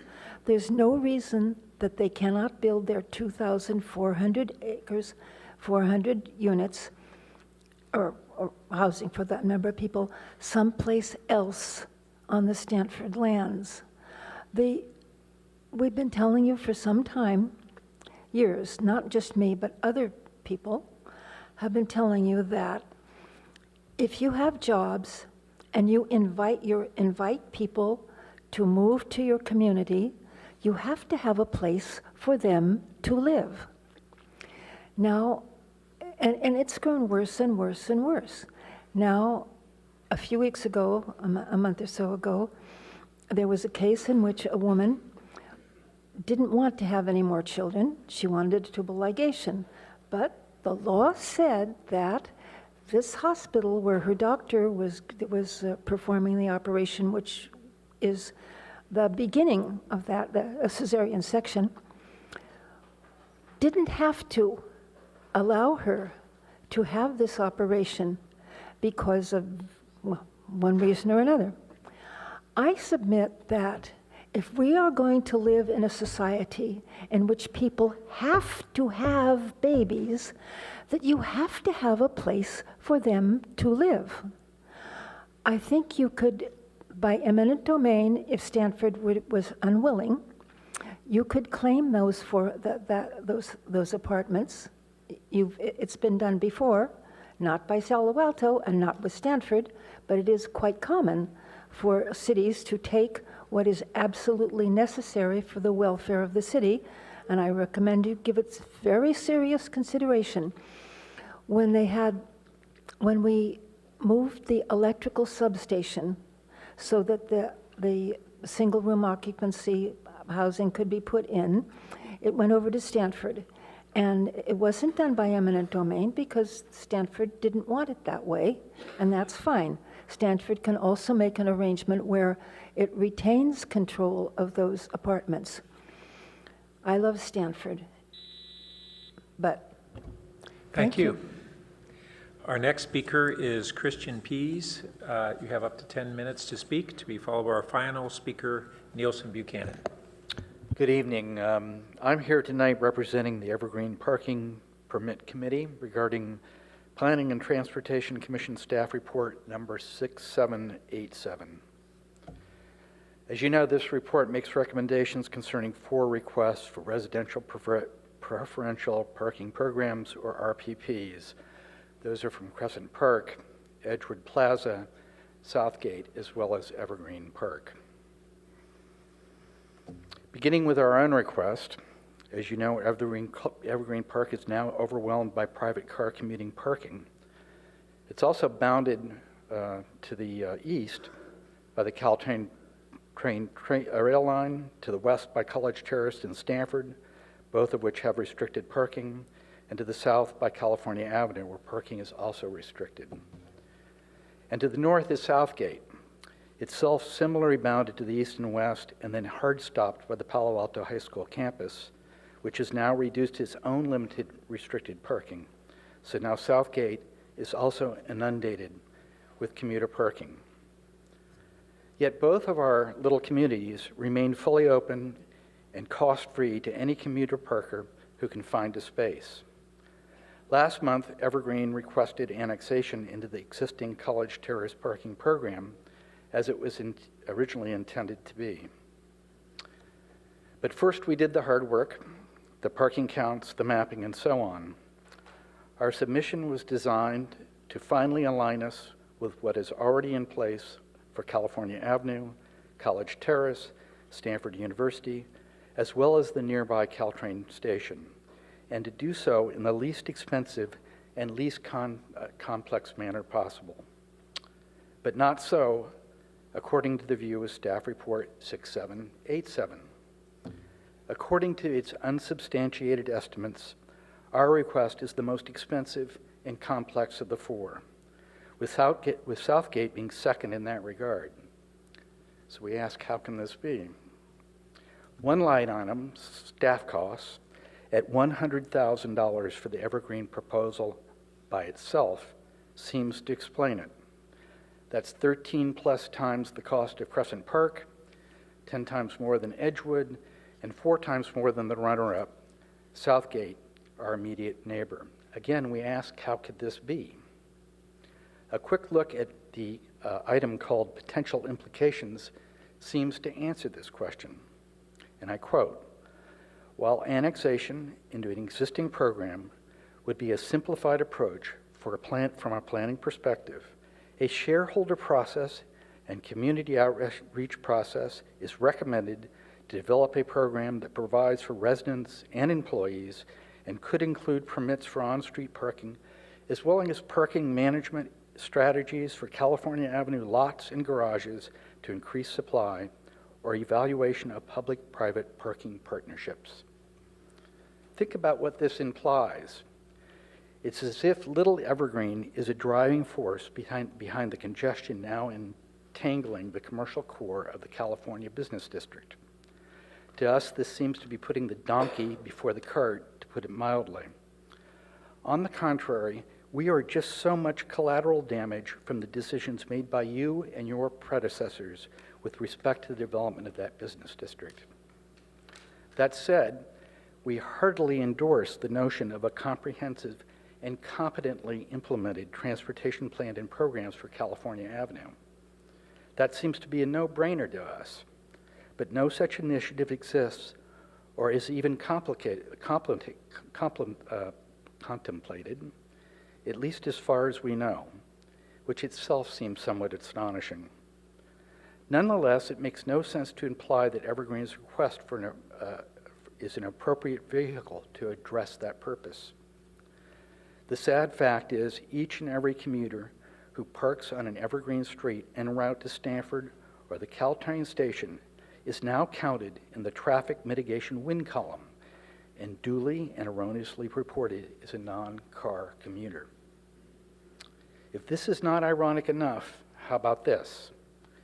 In the framework of Report 6787, every new commuter who makes a habit of parking on an Evergreen street becomes yet another stakeholder in the adjudication of our request. So they get a free, unrestricted parking for the duration and a place at the table and a say in the outcome of our request, assuming, of course, that our request is actually chosen to proceed. Which brings us to the question of scarcity, and by that we mean not just with respect to parking, but to the very processes suggested in this report for each of the requests encompassed by it. Our city manager, Keene, and his senior staff have now blandly informed us that there is only enough money and staff resources available to deal with one of our requests, and the other three will just have to wait. So if what is outlined in Report 6787 comes to stand, two clear and critical messages will be sent to the residents of the city of Palo Alto. The first goes to Palo Alto neighborhoods contemplating an RPP request. You must compete first with your own neighbors. And for your trouble and the inevitable acrimony that will ensue, you will still have to wait 2 years or more for a result. The second is that you, the City Council, the City Manager Keene and his senior staff, despite all the utterances to the contrary, don't actually seem to take this problem very seriously. That all this talk is just so much empty rhetoric, and the process is nothing more than window dressing. We asked you when we came here in February to do the right thing for Evergreen Park. Now we're asking you to do the right thing for all of the requesters, for Crescent Park, for Edgewood Plaza, for Southgate, and for Evergreen Park, to make sure all of our submissions are promptly acted upon and judged on their merits. Tonight we ask you to do something else, for you to actually walk your own talk, and to prove that our concerns, as I have expressed tonight, are misplaced. I hope they are. Thank you. Thank you. Our final speaker is Nielsen Buchanan.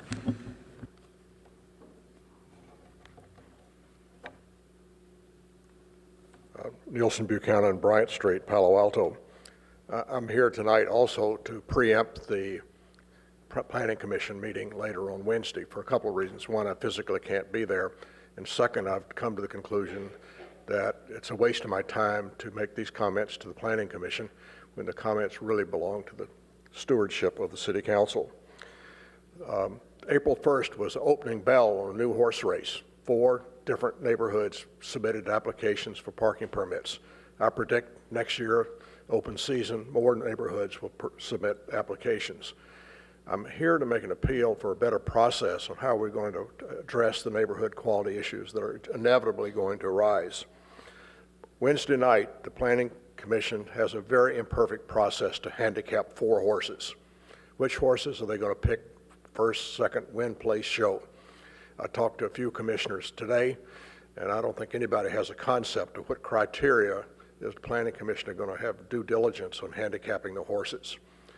It's just one more testimony that the process to take care of neighborhood quality is not perfect. In fact, it's very imperfect. Council stewardship is needed now.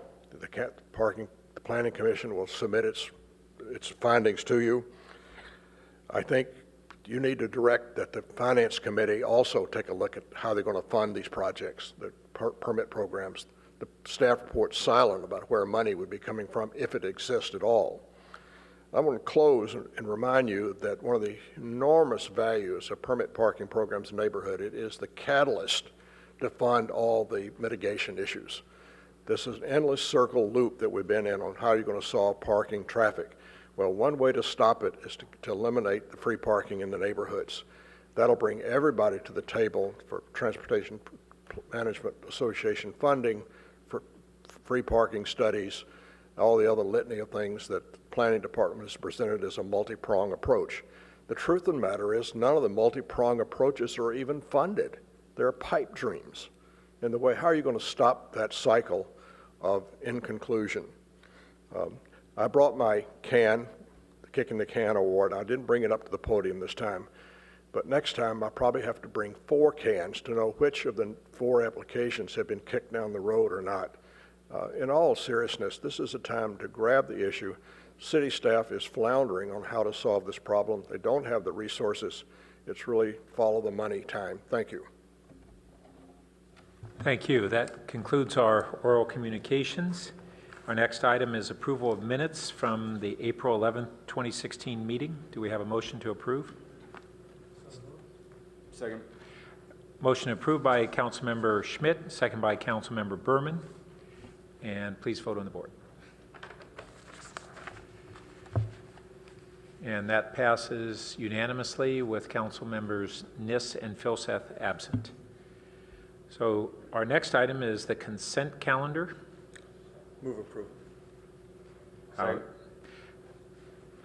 Motion to approve by Vice Mayor Scharf, seconded by Councilmember Berman. And we have no comments. Please vote on the board. And that passes unanimously with council members Filseth and Niss absent, and we are back on schedule. So our next item is the fiscal year 2017 proposed budget overview. Welcome, Director Perez. Okay. Get you up there. While we're waiting and before I kind of kick this off, I thought that I'd let Lalo introduce his staff here. And I see we have two scouts here who I'm guessing are here for citizenship merit badges. Is that correct? Welcome. Thank you, Mr. Mayor. Lalo Perez, Chief Financial Officer. Tonight I have with me Kylie Nose, Budget Manager, and Tara Narajan, Senior Management Analyst. We are going to have the City Manager give you an overview of what's in the proposed budget, have some slides, and then open up the floor. Thank you. Yep. So again, just for the newer council members, I think you're pretty much grounded in how we do this, but you know, one of my obligations as a city manager is to put forward a proposed budget to the council each year, which we're doing. And at this meeting, you might wonder why you didn't get the budget in advance of the meeting. You didn't get it because it wasn't done from the printer until 1 p.m. This afternoon. So we're getting here about just as soon as you can. I will give an intro and some overview, and then there's the opportunity, whether Lalo and the staff will orient you to the document at all or just take questions and comments. I know that talking with the mayor and vice mayor, at times there's an interest in, you know, some opportunity for council members who are not on the finance committee, who next week will be diving deep into the budget, to be able to offer comments and that sort of thing. We recognize that you're a little bit handicapped in that you haven't seen the budget document itself. And I know my council really pretty well. You guys actually really prefer to dive deep into the information and the data rather than just winging it and telling us off the top of your head what your thoughts are. So we apologize for that, but hopefully we'll give you enough of a sense of the budget here, and can talk with the mayor and vice mayor about the upcoming agendas if there's any desire to have any ways for other council members to give us some feedback. Now, the process we're going to use tonight with the council is a reflection of the state of our city. So I am going to sort of freelance in the presentation here today, and hopefully we have the slides matched up with the things that I was going to say. We have not had the opportunity to review and prepare for this. I think we were, of course, Kylie is a budget manager, lives here full-time, but I was here with her 4 or 5 hours on Friday afternoon going just over the transmittal letter. So there is a 15 or so page transmittal letter in the budget. I'll just identify some excerpts from that and some hit the high points with some slides, and then I'll make a few concluding remarks. So Kaylee, if you want to put up the first slide. I'll leave that for a second, but let me give you a little bit of introduction. As you know, in advance of preparing the budget, the staff presented the long-range financial forecast to the council, and certainly to the Finance Committee. And that forecast does help inform the preparation of the base budget in the upcoming budget cycle. It determines potential fiscal challenges the city may face in the future and project the impact of salary and benefit increases, new programs, and changing economic conditions.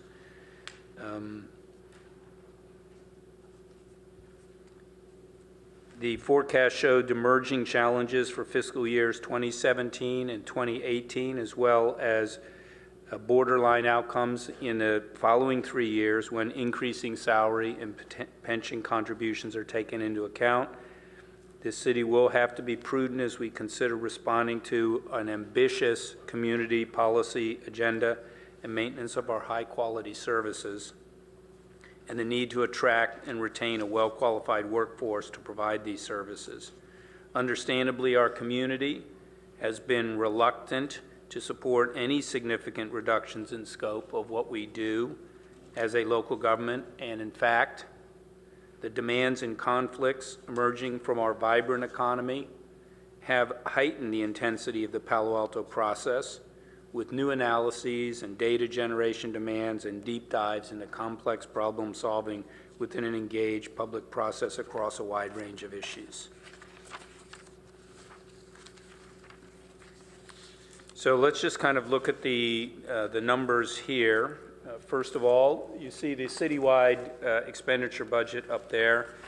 The proposed budget is $626 million. That's the all-fund budget. That represents an 11% increase from the fiscal year 2016 budget of $563 million, or roughly $63 million. There's three main areas that we're driving that. The capital improvement program, first of all, increased $43 million, or 38%, for a total 2017 CIP capital budget for the upcoming year of $170 million. Now, a lot of that has carryover money from 2016, and that sort of thing. But again, it's a reflection of something we will talk about as we move through this whole budget, about this very active and vibrant infrastructure and capital investment program. Secondly, utility commodity costs increased $7.3 million to a total of almost $144 million over the operating budget, and salary and benefits costs increased about $7 million, about a 4.3% increase, beginning to adjust salaries of our employees. If we look at the general fund, go to that chart. The overall general fund revenues are of $193 million, plus $4.9 million from the BSR, the Budget Stabilization Reserve, and we'll talk about that more. There's an increase of $9.2 million. The largest increase is in the transient occupancy tax. I'm sorry, I got the numbers wrong earlier today when I was talking about them. This number's right. 23% increase in the TOT over fiscal year 16, a $4.3 million increase. The property tax has a 7.9% increase. The sales tax revenues at a 3.8% increase, and operating transfers in from other funds a 7.8% increase. I think it's worth pointing out, again, as you can see from this chart, which you've seen many times, property taxes still remain the largest funding source in our general fund, but really, unlike so many other local governments in California, we really have a pretty diversified revenue sources, and unlike a lot of places, we're not dependent on just one or two or even three revenue sources. The general fund expenditure budget itself is $198 million. Most of that, of course, is in form, 60% almost, is in the form of salaries and benefits. The next largest number is 12% in the transfer to infrastructure, and in a variety of other items. So again, we look at these kind of cost drivers that we have in our budget in general, these large utility and commodity costs, the cost for the employees, obviously, we have, and they're providing the services that help the city run, and then these investments in capital and in infrastructure as key issues. Hold on a second here, see what I've got. So some of the recommendations included on the, I'll come back to that later, capital side. So the next item really points to, again, a concern of the council and ours, and that is the size of the workforce that we have. And this budget, even though I'm sure the council would like to see no new positions added, does recommend an addition of 10 positions over last year. That's over all of the various funds. That's just under 1% increase in our staffing. And in my view, it's a very conservative recommendation given the number of requests that I received during the budget process. There are really a net increase in the general fund, the tax supported portion, of 3.23 positions, and the other positions are 2.5 positions in the enterprise funds and 4.25 positions in other funds, which include the internal service funds and the capital fund. So the position changes are 2.5 positions in planning, 1 planning building technician to cover the front counter at the development center, 1 program assistant 2 to support transportation systems and programs. About a third of that position is funded out of the general fund and the rest in other funds. And the addition of a half-time coordinator, transportation system management to assist with the bicycle capital improvements programs, and we combine that with the current half-time coordinator position to make that a full-time position. So 2.5 positions there. There are 4 positions proposed in Public Works. 3 of them are related to the water quality control plant funded with the enterprise fund there. 1 is a senior engineer for the $200 million renovation at the regional water quality control plant, which our partners will pay their fair share. A senior engineer for the recycled water program to meet city and state goals for the use of potable water, and a management analyst in the environmental services division for analytical support related to refuse and wastewater treatment. And lastly, 1 FTE street maintenance assistant for post-closure maintenance of the landfill that will be offset by a reduction of almost the same amount in hourly positions, 0.86. Lastly, there is 1 program assistant, 1 for the Bryant Street Garage Teen Program, and that will be offset by a reduction of 0.71 FTE hourly positions. That will be in community services. In libraries, there's the addition of a half-time senior librarian and an increase of basically generating, on top of another position, a full-time senior librarian. And we'll be offsetting that with the elimination of an equivalent of the same number, 1 FTE of hourly position reductions in library. There is a proposal for a senior human resources administrator to manage citywide workers' compensation activities that when we get into the budget in detail with finance, we'll talk about why that will be. We expect that to be a cost recovery item.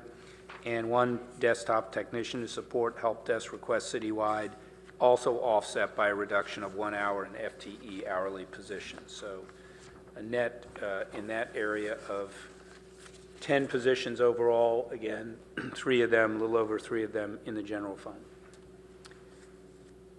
On the utility rate side, I think we've shared some of these numbers with the council already before. This is one of the first years that we've actually had an increase in all of our utility rates. I think since I've been here, this is the first time that we have had that. And the combinations you can see up there, and the yield is an increase, a proposed increase in the average residential bill in total of $22.42 a month. My recollection is the electric fund, which is the largest here of 11%, of course, very much connected with the drought and the hydro situation and other factors. We have not had an increase in the electric fund since 2009, as I recall. So if we look at citywide budget proposals, just trying to pull out some highlights within this budget beyond just these numbers about the revenue and expenditure level changes and the staffing positions we have. One is, at this moment, the budget includes $1 million in general fund dollars to continue expenditures for Project Safety Net into fiscal year 2017. So that will include both the operational costs for the Project Safety Net executive director and that support, and the potential ongoing costs for maintaining means restriction through 2017. And so we expect to have some conversations with the council about alternatives in that area going forward, but as of right now, that $1 million is funded in the general fund. Secondly, there is a $2.3 million hit for the first time on the general fund that is a result of the transferring the cost for our street light and traffic signal program from the electric fund to the general fund. Not something that I would say is from the good news department. It's driven by requirements associated with Proposition 26, which was passed, 3-4 years ago, that actually would direct the reallocation of these charges when there is a change in the rates in the utilities. So we have not been in this situation up until now, but with the increases we have in the electric fund, it's driving this $2.3 million, which would be an ongoing cost we're going to have to deal with. I mentioned earlier that we have a large capital improvement program. I think as a committee gets into it, you'll see that there's a lot to it. There are a lot of projects in the capital budget in 17 and 18.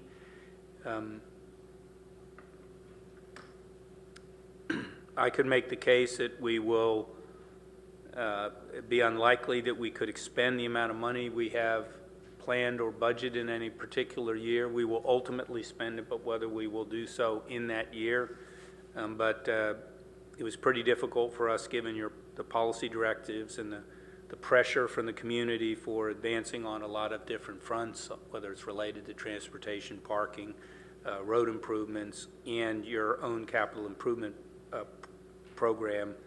It was pretty unavoidable for me to not propose a large capital improvement budget. You can see the next line really speaks specifically to the infrastructure management plan.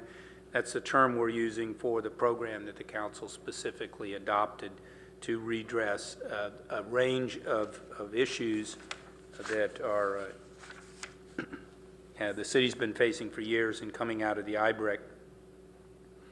Those include a new public safety building, the bike pedestrian plan, a new downtown parking garage, a new California Avenue parking garage, replacement of Fire Station 4, Fire Station 3, the Charleston Rastradero corridor improvements, the Bixby Park completion, the Highway 10 bike pedestrian bridge, and in addition, a plan to establish a $30 million reserve in this fund, taking it from $128 to $158 million for anticipated cost increases. And again, those would be matters we'd have to discuss through finance and with the council.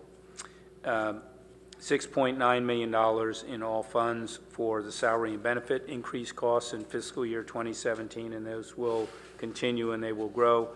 And then a reserve, at least a one-time reserve for now that we're calling a budget uncertainty reserve, and this is due to the fact that there are a number of capital and operating budgets still in flux at this time that could require additional funding during the fiscal year, and I'm proposing it for 2017 to provide the flexibility to respond during the year to those items. Now, next slide, please. In order to get this year's budget to balance, we had to, for reasons such as the items that I mentioned, including things like the street lighting transfer and other things, a series of one-time budget balancing strategies to bridge the gap. I'm not happy with doing this, but we are tapping $4.9 million out of the budget stabilization reserve, which would reduce it to 18% level. You've got a target of 18.5%, but a range of 15 to 20% in your existing policies.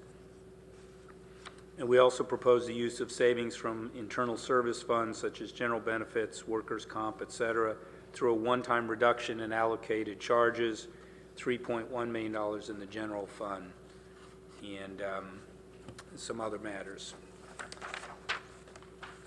Then the next slide. So this is just a grab bag of costs or revenues in 2017 and some of them beyond, some of which could carry on in an ongoing way, others which are not active in the proposed budget, but they are issues that are out there and that we're facing. One, obviously, transportation costs to mitigate traffic issues, and even though as we work through the budget, you'll see that there are a number of funding proposals, whether it's on the staffing side or support for capital implementation in traffic and parking issues, to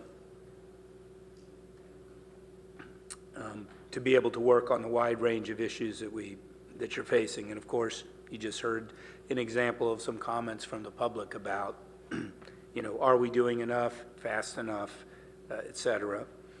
We have the need to establish a new fire services contract with Stanford University that we're in the process of working through. Longer term, of course, there could be future changes to the pension plan assumptions by PERS.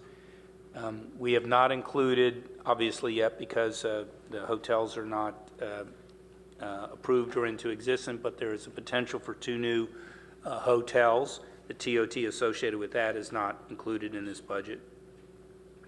We have the potential acquisition of the downtown post office that is not included in the CIP itself. We have some issues to work out in the next few years related to the expansion of the Junior Museum and Zoo, and in particular as it relates to what the operating agreement and the long-term operating costs of the Junior Museum and Zoo are. We've got the Cubberley Center master plan, so we both have some near-term issues related to potential loss of rental revenue when Foothills moves out and who we backfill and move back in. We have the question of using some of the existing funding we now have from the change in the covenant not to develop being taken out of the lease and put into a sinking fund for capital investments that we'll be discussing with finance, a few small investments in that area. But we have the much larger question as we work through over the next few years with the school district. What is the master plan itself for Cubberley, and what are the implications for expanded community center facilities and services at that location? The unfunded actuarial liability at this time of $439 million for pension and retiree health care trusts, $293 million of which is in the general fund. We have a number of projects in the CIP related to parks improvements. Some are in the, like the Bixby Park improvement, in the infrastructure management plan. Others are improvements that CSD has provided to us. A number of those I've moved out to the outer years of the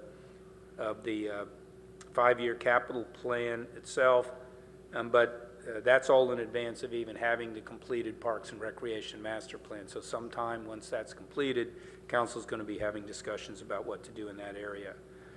We have a number of requests related to city-owned assets operated by not-for-profit organizations, whether that's the Avenidas or whoever. And I think we're postponed now until 2020. But the unknown but potential impacts related to the Cadillac Healthcare Federal Excise tasks.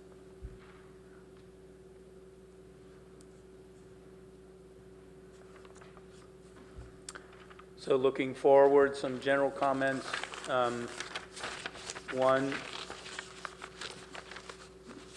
we've got to manage the expectations of the City Council. I don't mean the staff doing that, but we do have a role in that too, but the community and the staff.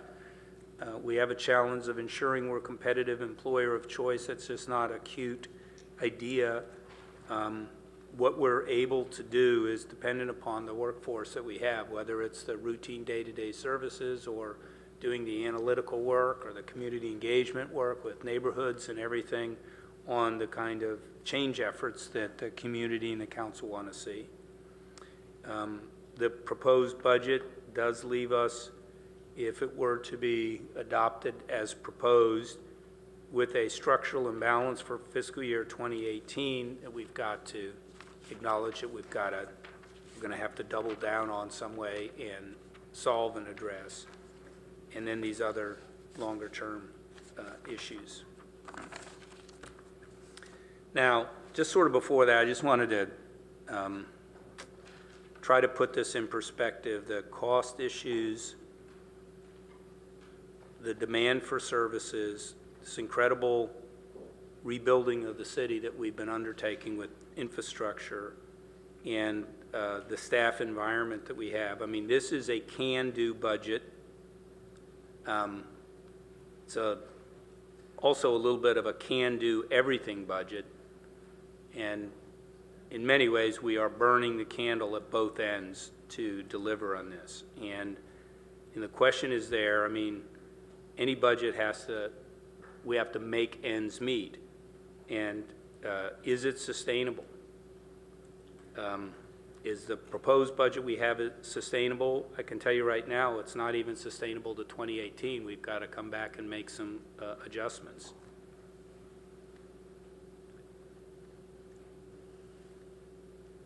So an hour and a half ago, I wrote down just a bunch of scribbles here of the kind of things our small city is doing.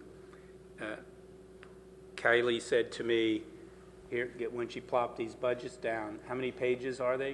1,300 pages. You know, she came from San Jose. She said, I've never seen a city this small with this much documentation.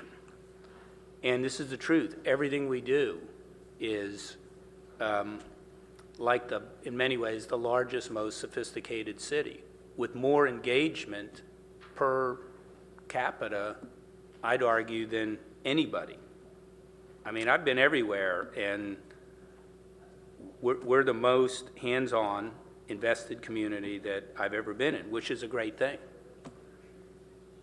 But I mean, if you just think of things, big issues we're working on in the area of the environment, directly or indirectly, how we try to finalize the Creek JPA, all of the work at the Regional Water Quality Control Plan and looking at reclaimed and recycled and purified water, the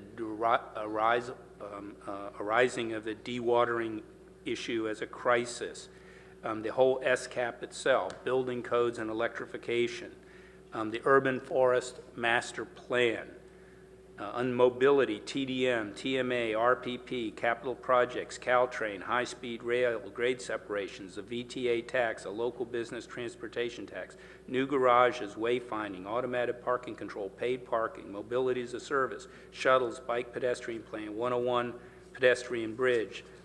In planning, the comp plan, single-story overlay, the development cap, Edgewood Plaza, housing policies, accessory dwelling units, what to do with Airbnb, office density, deep dive on, I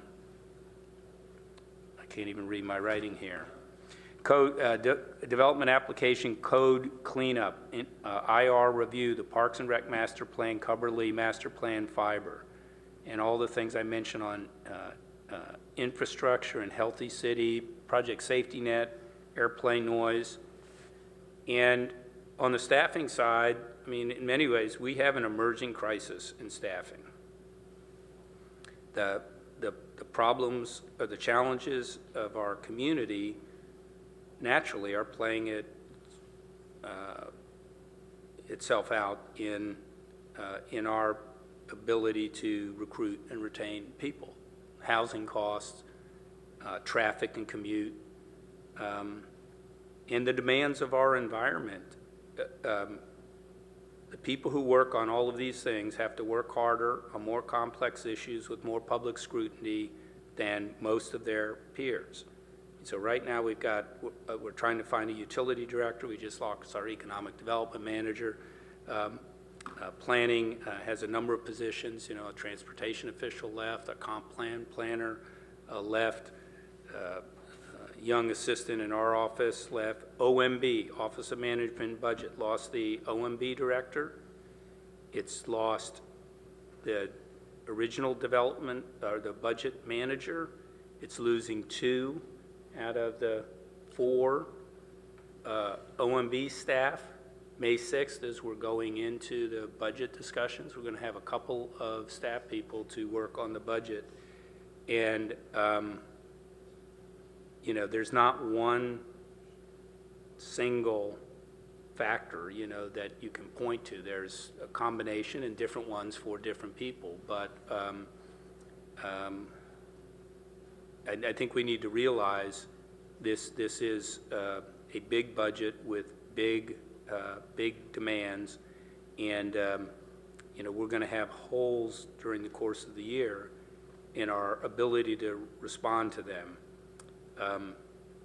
But I proposed a budget that is designed to be responsive to, as best as we can see, all of the demands from the community and our highly responsive council to that community to do the very best that we can. But this budget gives me no pleasure in presenting to the council, and I'm concerned about what we're going to have to do through this process or next year in particular. And that's in a year, this is in an environment where we're saying revenues are growing. You know, I just think about what happens a few years from now. So it's not satisfying to me professionally to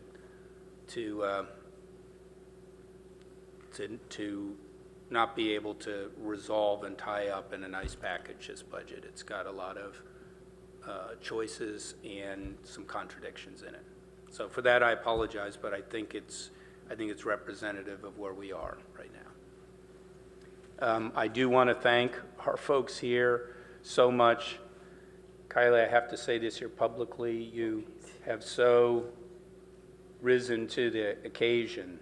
Well, I can't tell you where we would be without you. And when did you come here? November. Sort of feel like the military or something. Anyway, you've done a tremendous job, and you cannot leave, okay? Thank you.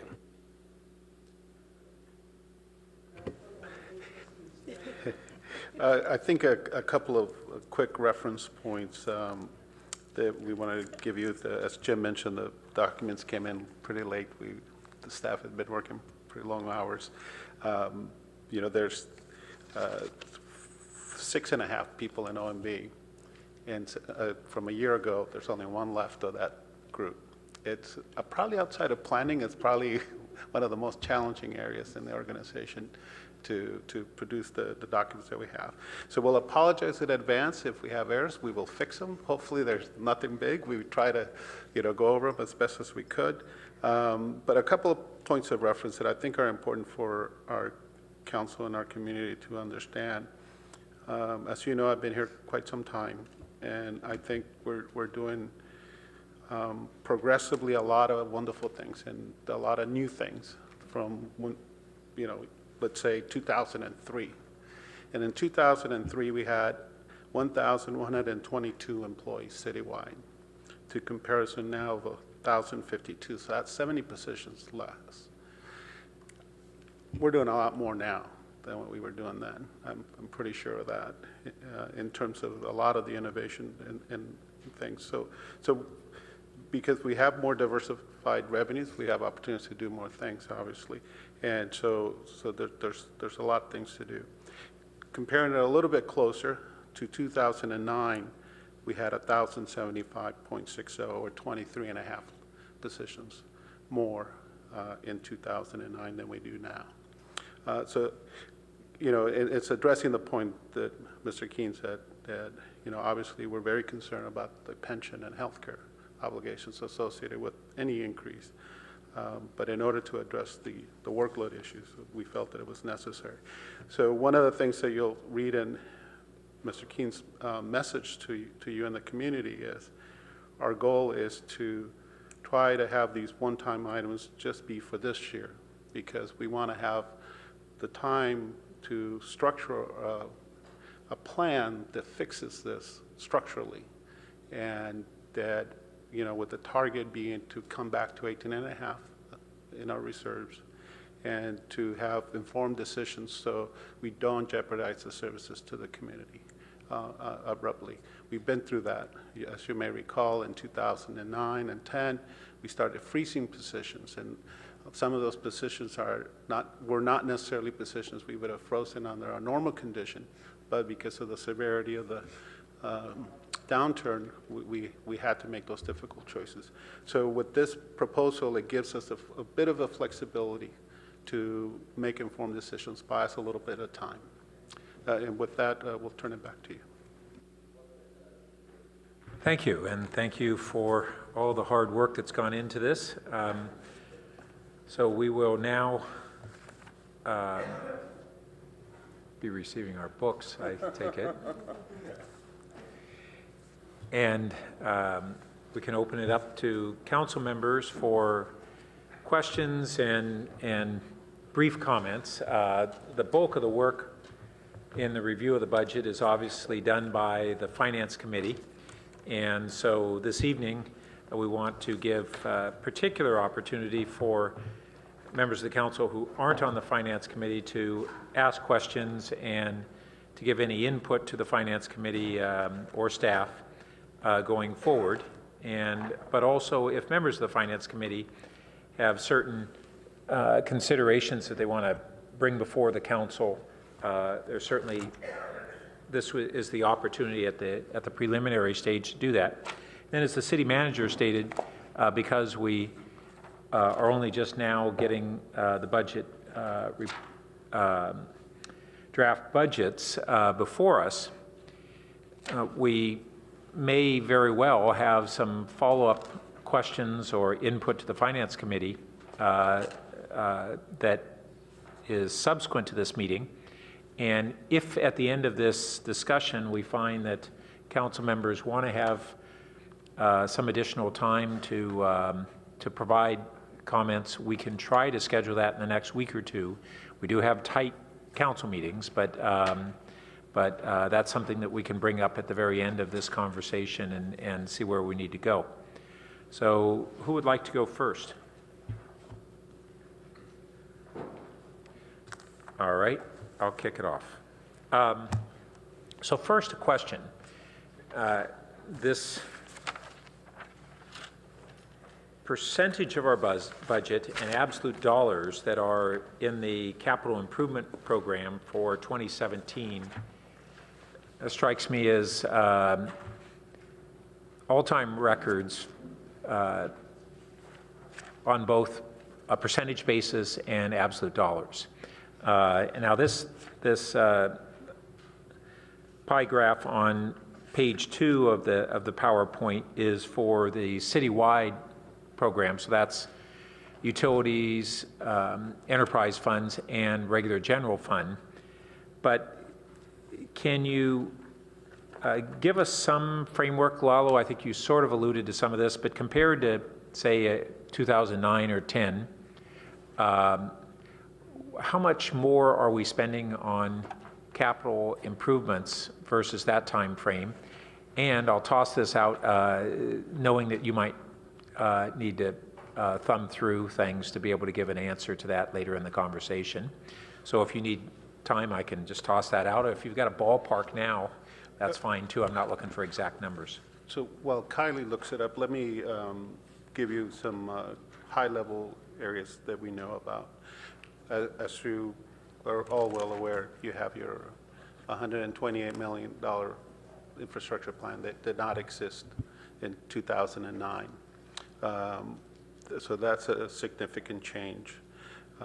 You know, what you'll read in the documentation that you'll see as you start reading through it is that we're going to transfer $8 million in dedicated money from the hotel tax. This is generated from the 2% from 12 to 14 and the new hotels alone that are going to feed our infrastructure and allow us to finance our infrastructure projects and be able to move much quicker than we have ever been able to do in the past. I can tell you that back in the late 90s to early 2000, we came up with a $100 million infrastructure plan for the general fund. So it gives you a magnitude of what we were looking at, you know, 15, 16 years ago into comparison to now. One of the things that is influencing the numbers a little bit is a change that we made that I think was requested by the council and the community, which was to now include all the projects in our numbers. In other words, we reappropriate everything every year, and so it carries over the number and it shows the projects, and that's why you see so many pages. So that's another factor in there. And I think, you know, in the enterprise funds, we've gone back up to our plan. We took a little bit of hiatus there for a couple of the funds due to some staffing and some other work that needed to be done. So I think those are the major influences, and we'll try to get the actual dollars. Kylie, did you have a number or a ballpark? Yeah, so comparatively to your 2008-2009 adopted budget, your capital improvement program was about 80 million, and then your actual adopted was 85. So 85 That's versus... the budget for the year, right? That's the capital budget for 2009, right? It would be the equivalent in For terms 170. of the dollars by category that you're looking at. The one thing to keep in mind in this dollars by category sheet for the capital improvement program are those are the hard costs for the capital program. There are also salaries and benefits. So when you compare that 158 to your capital CIP, which is about 170 million, that variance is because you have salaries and benefits as part of delivering your capital projects, which are in the table that you're looking at, part of the salary benefits line So item. apples to apples, say compared to 2009 or Right. 10 to today, what are Is the 85 versus 158. Twice as much. 85 versus 158? Correct. That's a massive investment. And Correct. I think the city should be proud and the community proud that we're doing investments in our capital program and our infrastructure that really were discussed for decades as a underinvestment for many decades, and in recent years we have increased that investment to this point. So that's a great achievement. And I would also just note that if you look on the income side, on the hotel tax, the transient occupancy tax, we went down to a low point after Hyatt Ricky's closed of somewhere around 5 million in total. And we're now pushing 24 million and rising. And without that additional funding, we really wouldn't be able to do a good portion of this increase in the infrastructure investment.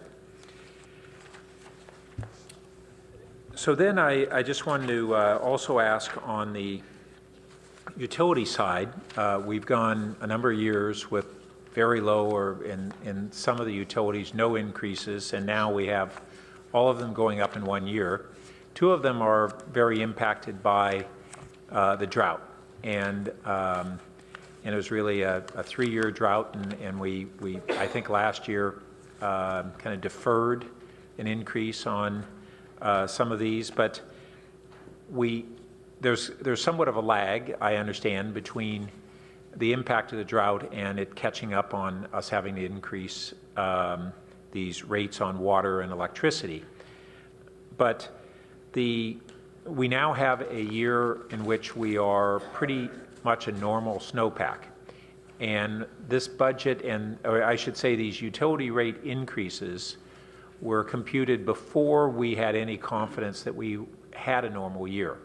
Now, it doesn't mean we'll have a normal year of snowpack next year, but is there any consideration as to whether, now that we have better visibility on our water supply, do we still need the same increases? And I appreciate that, at least in the case of electricity, we basically need to catch up to having drawn down our reserve, as I recall. Yes, thank you. Good question. And as I understand it in the discussions we've had at Finance, it is necessary at these levels because we drew down the reserves over the years. For example, on electric, as you heard City Manager Keene mention, we hadn't had an increase since 2009. Believe it or not, water also influenced the gas. I hadn't thought about it until staff told me. They said because we were conserving water, you weren't using gas to heat up your showers were shorter. You were finding ways to conserve, so it also impacted the gas fund. So obviously it's something that they monitor very closely. We talked about with the Finance Committee also about whether the state was going to loosen up the restrictions, and that's not definitive yet. There's the northern part of the state is doing better than the southern part, as you might have heard. So to the best of my knowledge, and I'm sure we'll get into the deep details with the Finance Committee, it has been taken into consideration. Well, I'll just say I hope that we have one more opportunity to do a relook at the rates based upon latest information. Okay. And I appreciate when these rates started percolating through the Utilities Advisory Commission, we really didn't have the visibility that we have right now on this. And then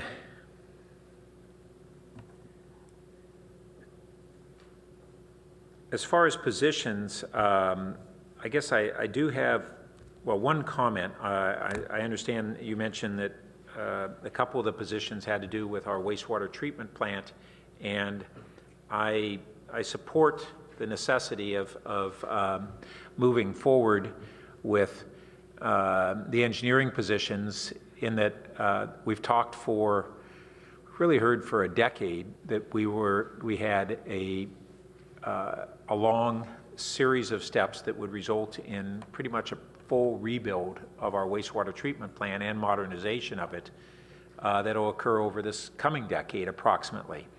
And if anything, I think we've been slow to really up that investment, and this is the first step in doing that, and it's badly needed.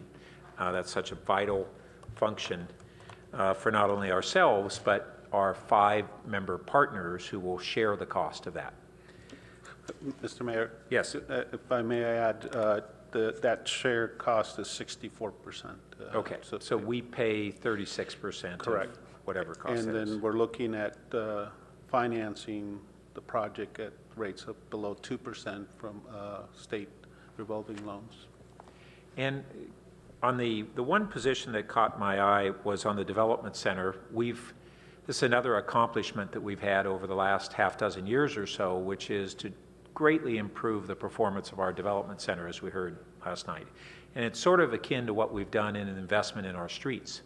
We went from what we'll call mediocre streets and a mediocre development center to really a high-performing development center and the best scoring streets in Santa Clara County. But my question is, what's driving the need to add more staff, and is it to try to perform even higher? Do we, on the commercial side, we see on the horizon not really an increase and maybe a decrease in projects.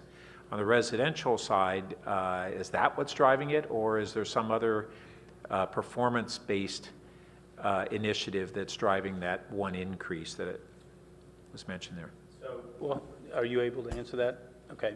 I think you're talking about when Jim was mentioning the building planning technician? Yes. Okay, so what that position is actually doing is it's trying to make the planners more efficient. It's actually front desk support, and right now what actually happens is all of the planners will physically move their desk from their planning office down to the front desk to staff the front desk, and so it's about, I don't know, 10% of their time throughout a given year. And so what this position is going to do is allow the planners to actually be planners and do planning, and put that clerical position at that front desk and alleviate that movement of them so that they can actually focus on true planning activities. Well, okay, I hear that, and I'll look for the Finance Committee to scrutinize that one in particular.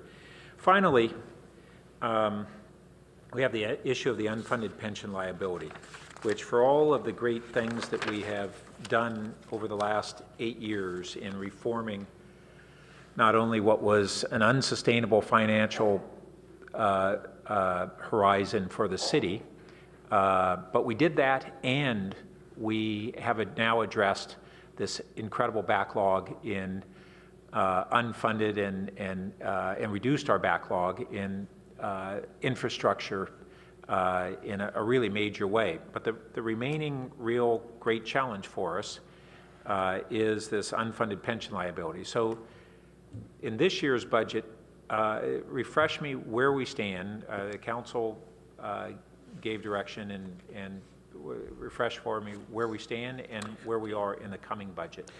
So we've have action from the Finance Committee that needs to come forward to the council.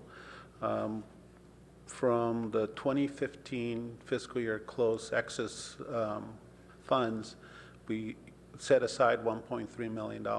The Finance Committee recently is making a recommendation to you, the council, to start what we call a Section 115 trust. It's similar to what we did with the retiring medical. As you may recall, we set up a trust and put the funds aside there, irrevocable. And so the direction is that 1.3 is the general fund side, is for us to look for options or recommendations on how the other funds can also contribute towards their unfunded portion, because we have that broken down. And we can issue an RFP and have a provider manage the trust and invest the funds for us. And then the other to do is to look for ways to continue funding that. Obviously, we're challenged in 17, so there's not a specific recommendation, but there is a desire by the Finance Committee as part of their recommendation that we explore options in 17 as well. And then to look for a recommendation in funding policy. So, and a quick example I can give you, just so it gives you a flavor of what we're looking at, is that anything over the 18.5 threshold right now in the budget stabilization reserve, the city manager can send to a recommendation to you that it be funded, sent to fund the infrastructure projects. There could be a split of that some of it goes to the unfunded liabilities and some other proportion go to the infrastructure. Okay, so I would support that direction that the Finance Committee has been discussing, and I think it's crucially important that we continue to allocate funds toward this unfunded liability as we're setting up the new program.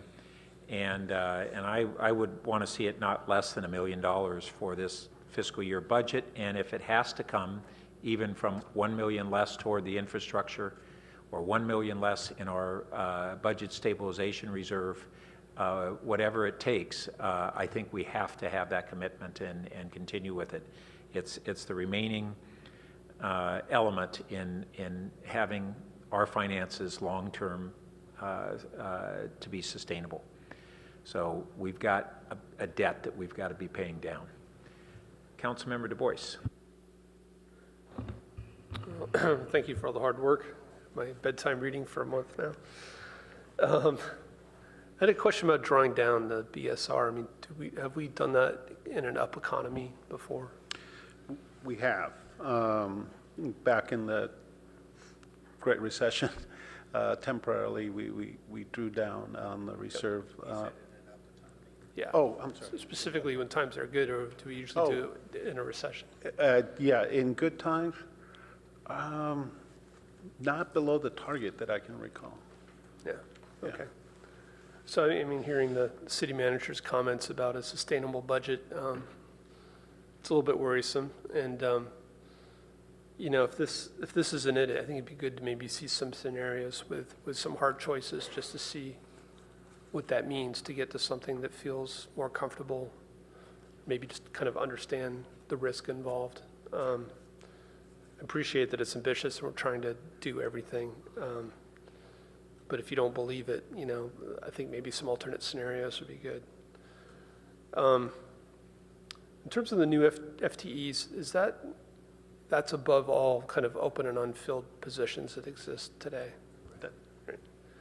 And the Public Works FTEs, are any of those positions, are those all long-term positions, or are they tied to this capital infrastructure plan? Are they tied to the capital project? So not all of them are tied to the, one is specifically tied to the project. You know, I'd imagine that this is going to take us quite some time to complete. So we can reassess at the end of that process, you know, where we're at. It's like 4 or 5 years at least, Yeah. probably. I would be guessing, but it's just intuitively I would think so. Last year, I think I asked to get an idea of kind of consultant usage and how that's been changing. And again, when you talk about kind of our head count versus 2009, I think the piece that's really missing is how much of our work has shifted to consultants. And, you know, I'll make the request again this year, and it'd be great to start to track it. So maybe next year we could see, you know, how much are we really kind of outsourcing or shifting or doing with kind of non-staff workers. Yeah, I think one of the challenges we had was the way we capture our data. You know, it's like most companies, capturing the data is not a problem. It's how you pull it out and make it useful. And so we're working on a project right now to have those analytics come out of our system to be able to tell.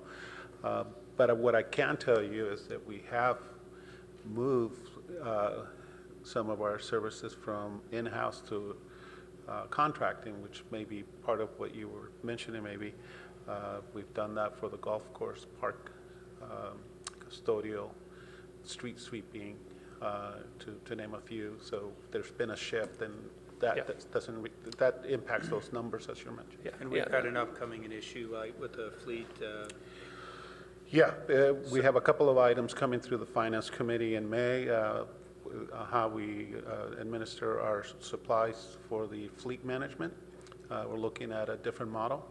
Contracting with a private vendor for just-in-time delivery rather than us managing inventory, that sort of thing. And we're looking at a swim program as well.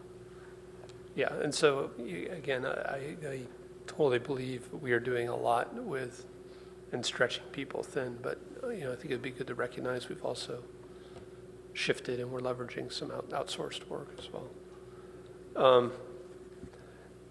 In terms of those unfilled positions, I mean, are there positions that have been open for a year or more? We purposely have held some positions in the fire department as a result of the ongoing discussions with Stanford. So those come to mind.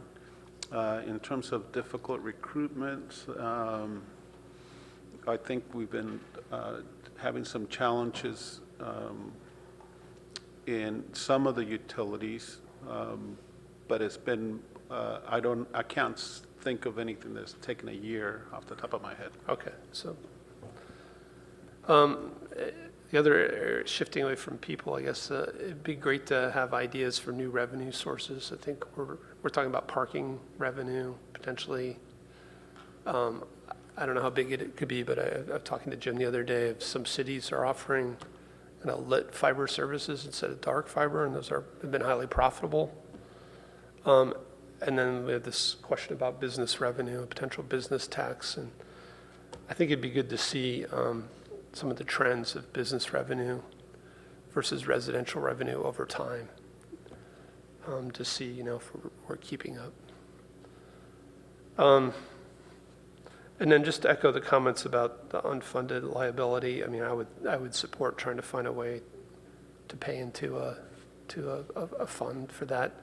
But the other part of that, I think that would be really useful is if we just start to report it and track it in a more transparent way. And if we had the ability when we're making decisions to know what the long-term cost impacts would be, I think it would keep it more present in the minds of council, and we would be really considering the full costs of decisions we're making.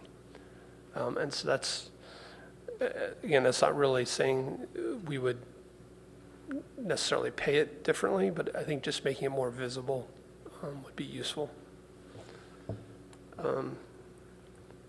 Just let me check my notes real quick. Oh, and just real quick clarification, the capital improvement budget and the capital infrastructure plan, are those amounts, is one a subset of the other? They're not additive, right? Okay. Yeah, so I think that's a good point to just remind the council and the community that we segregated the projects and the funding for the infrastructure master plan, which started at $126 million when it was adopted by the council. And so as part of a way to report the progress, we call it out. Yep. I guess, yeah, the last point is really kind of, back to getting comfortable with the budget is if there are places for cost savings or efficiency projects, using technology to get more efficient, projects that pay for themselves in terms of cost savings. We're a complicated city trying to do a lot. I really think we need to kind of focus on, and we're looking at a new ERP system, for instance, but are there ways that we can create efficiencies that actually save us money? So, thanks. Thank you for the support. We agree. Thank you. Councilmember Holm. Yeah, I'll be brief since I'm on finance, but I just want to give you a heads up. So when you come to finance, and I've mentioned this before, but it kind of seems to not happen, I think it would be really helpful because when we get the budget, it's a static document. Basically, when you come to finance, if you'd come and following up with council, come with information and be able to demonstrate with open data or open gov, I've forgotten what it's called, how we're comparing to prior years. So it's just a quick, easy shift, from one screen to another. And I think that can really help us. And the other thing is, help us know where we are and help us benchmark ourselves. And the other thing is with some indication of where we've made improvements, where we've gotten efficiencies. I don't know why the one that just comes to mind is what we're going to be gaining by charging a percentage for our subcontracted services, which we haven't done before. So some improvements along the lines of cost recovery plus. Thanks. Before Lalo jumps in, so we will do our best. I would respectfully just say also that we are hardly going to have any OMB staff at the Finance Committee meeting. So if the council would just keep that in mind, that we're, down, whatever it is, 50% of the staff.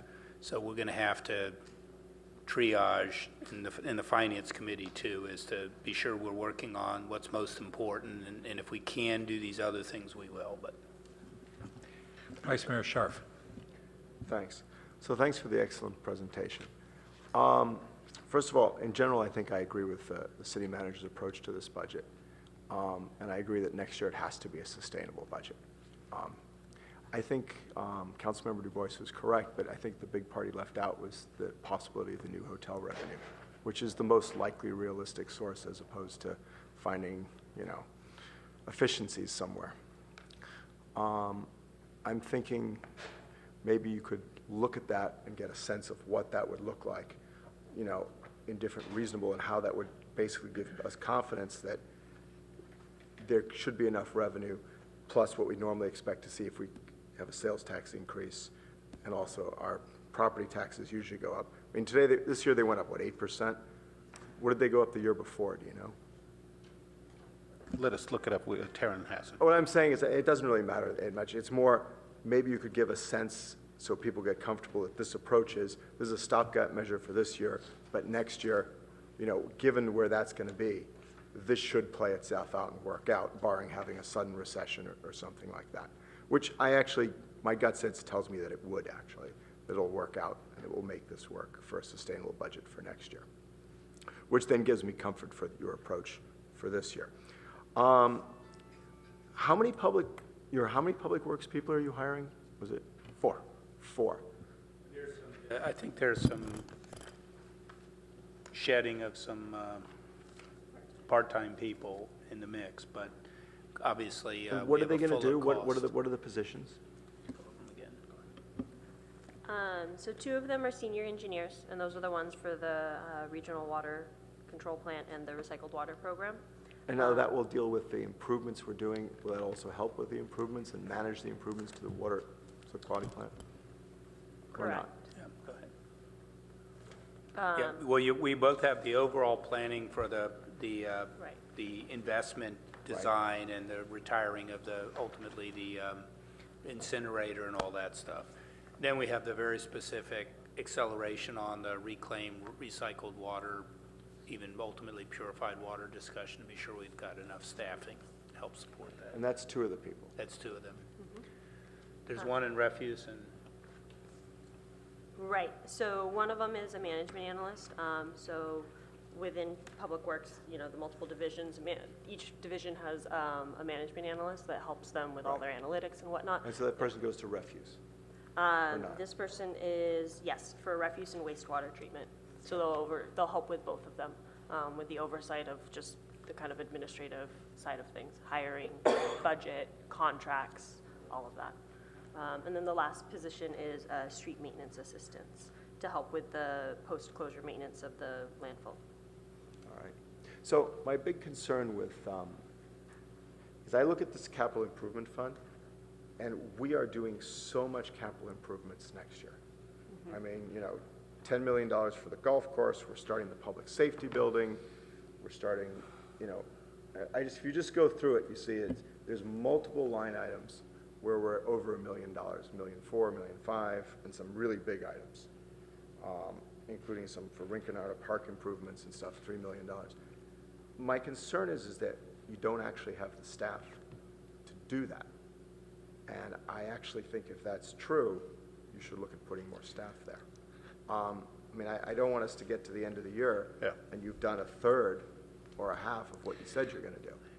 And so I guess I wanted assurance that, I don't know where Jim went, so I want assurance from Jim. So, Jim? So now we can talk about cutting the city manager's salary. To pay for that? Is that the right time? So those are excellent points, and we actually have had those discussions. You know, we pushed back when Palo Works. Is the timing ready for these positions to be added? Are you at the point where you're actually going to need these positions full-time? And the answer was yes. And to your second point, the way that Mike Sartor, the Public Works Director, has recommended to the city manager, and you'll see something coming up soon here in your agenda, is to hire project managers and not to add staff. Okay, so you think you might outsource this and Yes. do it that way? And so there's going to be a request to do it multi-year, because you're absolutely right. You know, we have a lot of dollars and a lot of projects. And my concern is that we got to get this public safety building going so we can finance it at the low rates that we have right now. So we are pushing for many reasons. And so you'll see something coming up soon with a proposal for that. Right, no, I think there's a lot of that. With the low rates, we actually should try and get as much of the stuff going as possible.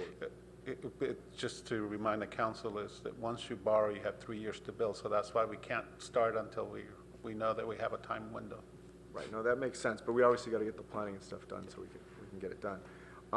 The other thing I wanted to highlight that's important to me is the golf course. You know, we're losing money. I don't remember how much are we losing a year on the golf course right now. They're gonna come and update you, and it's in the 800,000 range a year that we're probably gonna be losing because it looks like we're making progress towards the permit. So we don't actually have all the permits yet? I thought maybe we did. We have the Fish and Wildlife permit, and I don't know I haven't had a chance to talk to the staff last week, so I don't know exactly where we're at with the other. My understanding was that we were given some verbal assurances that once we have the Fish and Wildlife, that our chances were going to be better to actually get the next permit. We're updating right now as we speak the business model. I've been speaking to the consultant with those discussions with community services, and then the staff has asked the Gulf architect to update the cost, projected cost for the project. So we're going to come in June, community services is, to give you an update and full details on all of that. So spending the whole $10,291,000 in 2017 sounds optimistic. Well, what we would do for this one is we would finance it. And so you're right, we would not spend all of that. My understanding right now is that it would be a 16-month project, and that they'll give you an update on specific starts and all of that. So when we finance something, we put the whole $10 million in one fiscal year? Is that how that works? So that number's got a couple of components in it. There's $3 million that is coming from the JPA, the San Francisco JPA, and then we have about $1 million that we collected for accepting dirt at the golf course. So that gets knocked down from that 10 million, but the costs have obviously gone up. So we're going to update you on all of that. We would issue the... So my question actually was more in timing, because the way I read the budget and I read the capital improvement fund, if the money's in 2017, I expect we spend it, and there's nothing in 2018, which implied to me that we finished the project in 2017. No, what we need to do... That's not, I read this wrong? What we need to do is award the contract. And in order to award the contract, we have to have the budget. So when I see these numbers, it's awarding the contract? That's correct. Okay. So that was my major points. I had one minor thing that just caught my eye, and I apologize for going down so deep into the weeds, but why is there a number of 88,000 for the temporary main library? We have like very little amount of money in 2016. I thought we had the libraries built, and now we have 88,000 for a temporary main library, and I was just confused what that could possibly be. Where are you looking at? Sorry. So if you look on page 88 of the capital improvement fund, it says temporary main library, and it shows that in 2016 we spent, $60,000 roughly. 2016, 8,900, and then for 2017 we have $88,000 budgeted. I couldn't resist asking. It was probably to close it down, but we'll have to look. Okay. You can get back to me on it. I was just curious as to what that was for. All right, thanks. Okay, so I don't see any other lights, and we'll thank the staff and the Finance Committee in advance for a month of hard work ahead. I know the staff's their hard work on this doesn't start tonight. And maybe the next month is actually easier than the last few months, but you have a lot of meetings coming up. So thank you all for this hard work in this coming month. And on that note, we will conclude this item and move on to our final item tonight, which is a colleague's memo regarding developing city policies on acquisition, use, and safeguards for surveillance and information gathering technologies. And since this colleague's memo, Councilmember Wolbach, are you wanting to take the lead on introducing this? Go right ahead. I just had a few comments to make about this, just as a matter of process. Should I make those now, or should we go to the public if there's any public comments first? We normally have authors of the colleagues' memo offer introductory comments on the memo, and and then we can hear from members of the public, and then return to the council for discussion. We currently have 5 speaker cards. Okay, and also if there's when there's an opportunity to make a motion, I'd appreciate it if I could do that. So this colleague's memo is really about beginning the process of establishing a proactive policy to ensure transparency in city government when it comes to technology with surveillance or privacy concerns, and about protecting personally identifiable information, PII. This is in the context of rapidly evolving technology, which enables unprecedented opportunities, but also potential risks. And this is in the context of controversies at the national, state, and local level, which Palo Alto should aim to avoid. This is not about regulating private uses of technology, only uses by the city or our contractors or partners. And I'd say this is also not just about our public safety departments, but the city as a whole. For example, our planning department might have even more cameras than our police and emergency services department. And this is not about a false dichotomy of safety versus privacy. This is about protecting both safety and privacy. As a quick example, if, say, the city or a city were to collect lots of information about residents and not carefully safeguard it against either internal abuse or leaking, then the privacy and the safety of a resident might be jeopardized.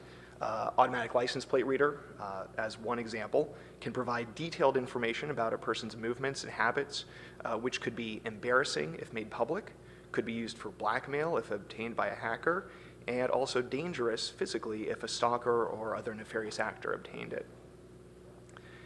As highlighted in attachment C, other communities have seen what happens when surveillance technology is adopted without a good process. It sows distrust in government. Law enforcement, of course, depends on a healthy relationship and the trust of the community, as does every city department. In particular with public safety, I think we're blessed to have outstanding professionals in our public safety departments, both rank and file and management, who understand this. Attachment B, the suggestions from the International Association of the Chiefs of Police, was actually provided to us by Police Chief Dennis Burns for consideration. It offers excellent examples of how to think about this complex question. I want to thank all of the staff and community members who offered their thoughts prior to us drafting this memo, and staff for providing improvements which increased the quality of the language of the memo. The community really deserves to know that we value their privacy, and especially here in the heart of Silicon Valley, that we recognize the complex questions raised by recent and rapidly evolving technology. City staff deserves to know that the City Council supports their efforts, rather than trying to guess how council or the community will feel about something that they do.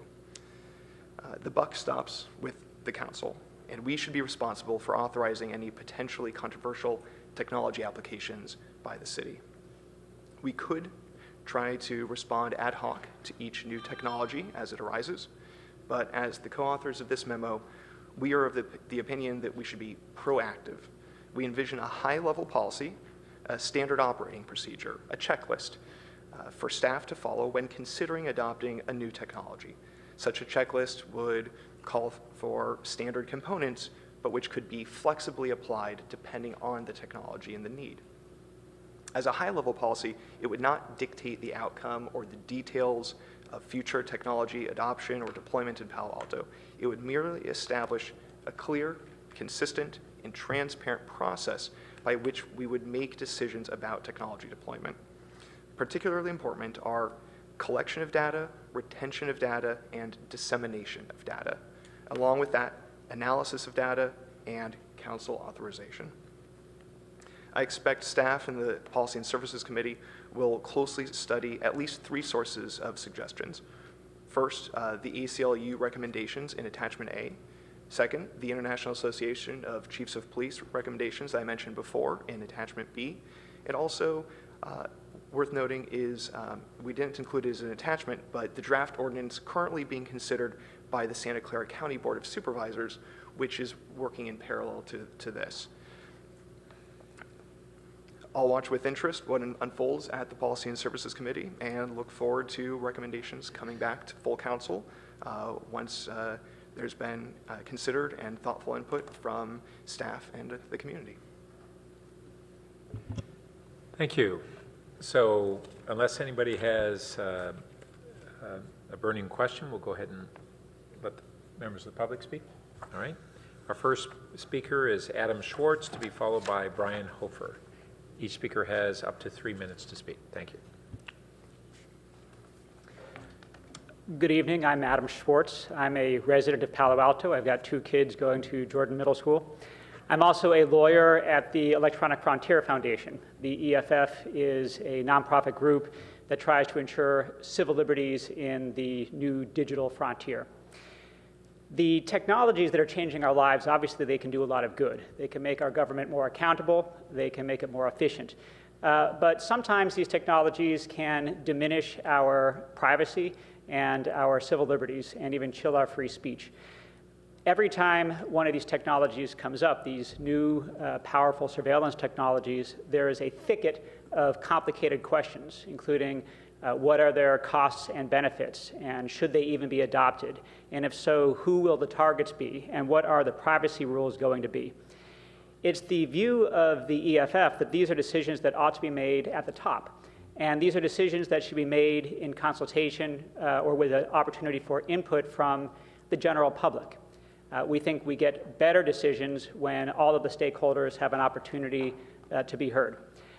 The idea here really builds upon 2 statutes that were enacted this past year in Sacramento that apply to all police agencies in the entire state, which say that if police want to adopt automatic license plate readers or stingrays, that when doing so, they need to first get approval from elected officials, and they need to, at the front end, adopt a set of privacy and usage rules that all members of the community will have an opportunity to observe and comment on before they're adopted.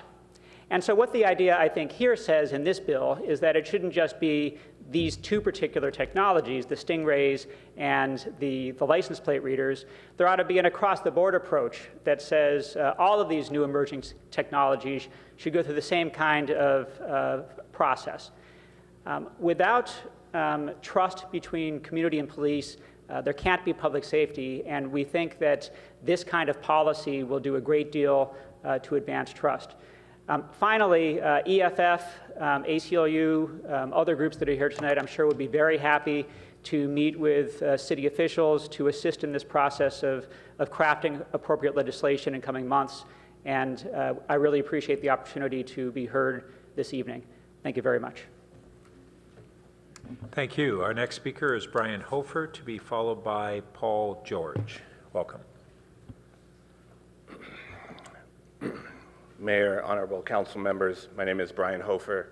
I'm a member of the Oakland Privacy Working Group, and I chaired a Citizens Privacy Advisory Committee at Oakland City Hall, which is now crafted 2 privacy policies for surveillance equipment.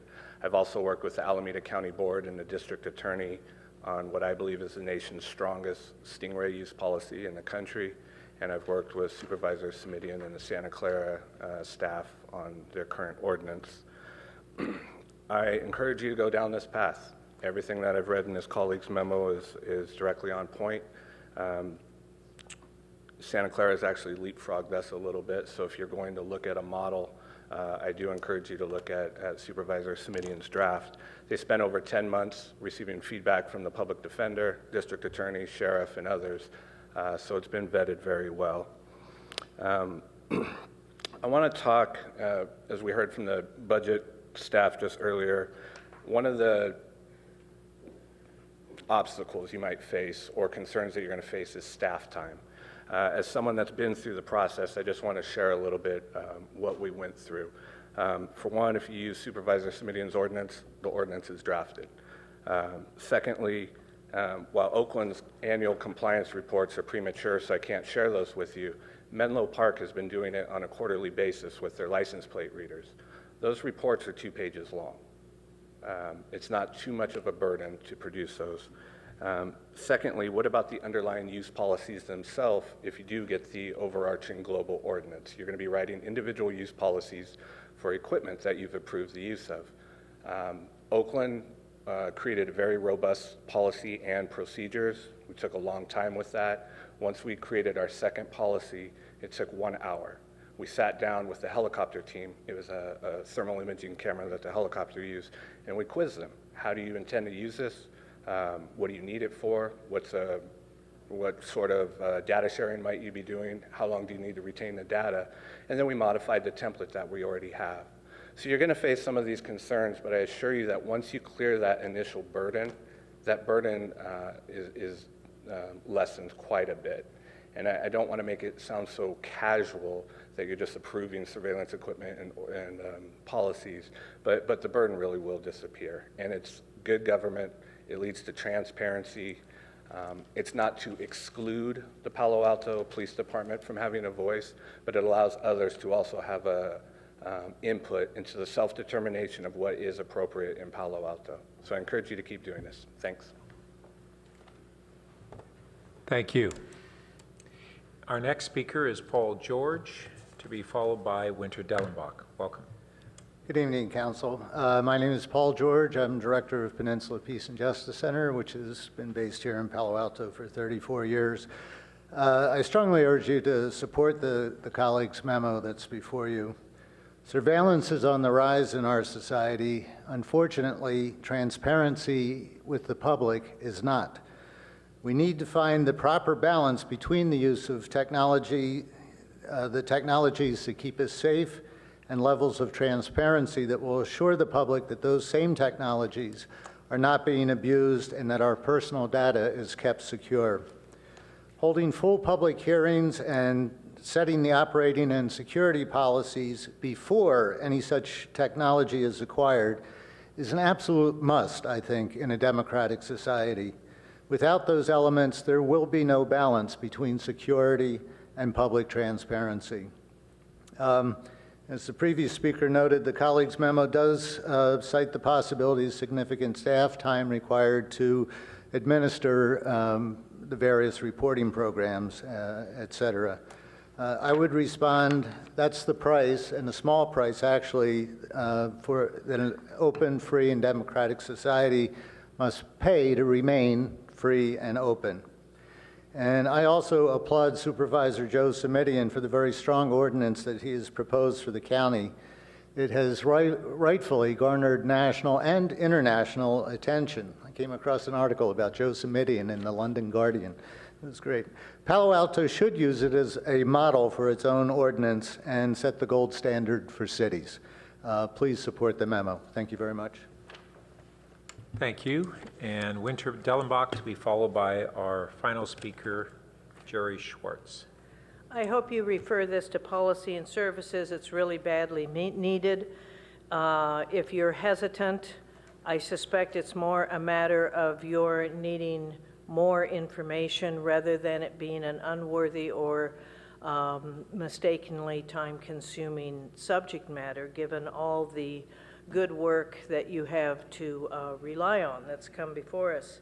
I really hope that this is not an encouragement of, oh, let's just get some policies in place and then we can have all of these toys. I'm hoping that any policies would reflect we only have this technology when there is no other alternative, when we can absolutely justify it, when we can show that there is an absolute need for it in the town of Palo Alto. It grieves me that we have big data mining businesses in downtown Palo Alto. It grieves me, but we can't do anything about that. But we can do, as a town, something about this. We can once again be a leader in trying to put in place something sensible. I want to take the rest of my time to just get personal for a minute. I was the victim of surveillance for 5 or 6 years, from 1967 to 1972. It became 24/7 constant surveillance. using all technology possible back then, and almost all of it was illegal. It included burglaries, wiretapping, video filming, cameras, provocateurs, confidential informants, a whole range of things. I was the founder of the Los Angeles Resistance. I worked with David Harris, former student body president of Stanford University, and Joan Baez, who founded the Institute for the Study of Nonviolence. We were totally nonviolent in urging young men to refuse induction into the Army in our opposition to an immoral, illegal war. And for that, I was nearly imprisoned twice with planted evidence, and I'm about to get 8,000 pages of FBI records and Los Angeles Police Department records from a FOIA request that has taken years and years. This surveillance business is no messing around.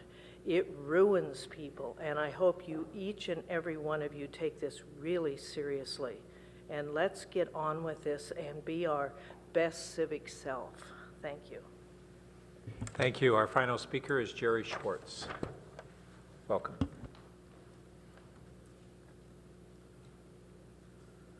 Thank you. I am a Palo Alto resident and the chair of the Mid-Peninsula chapter of the ACLU.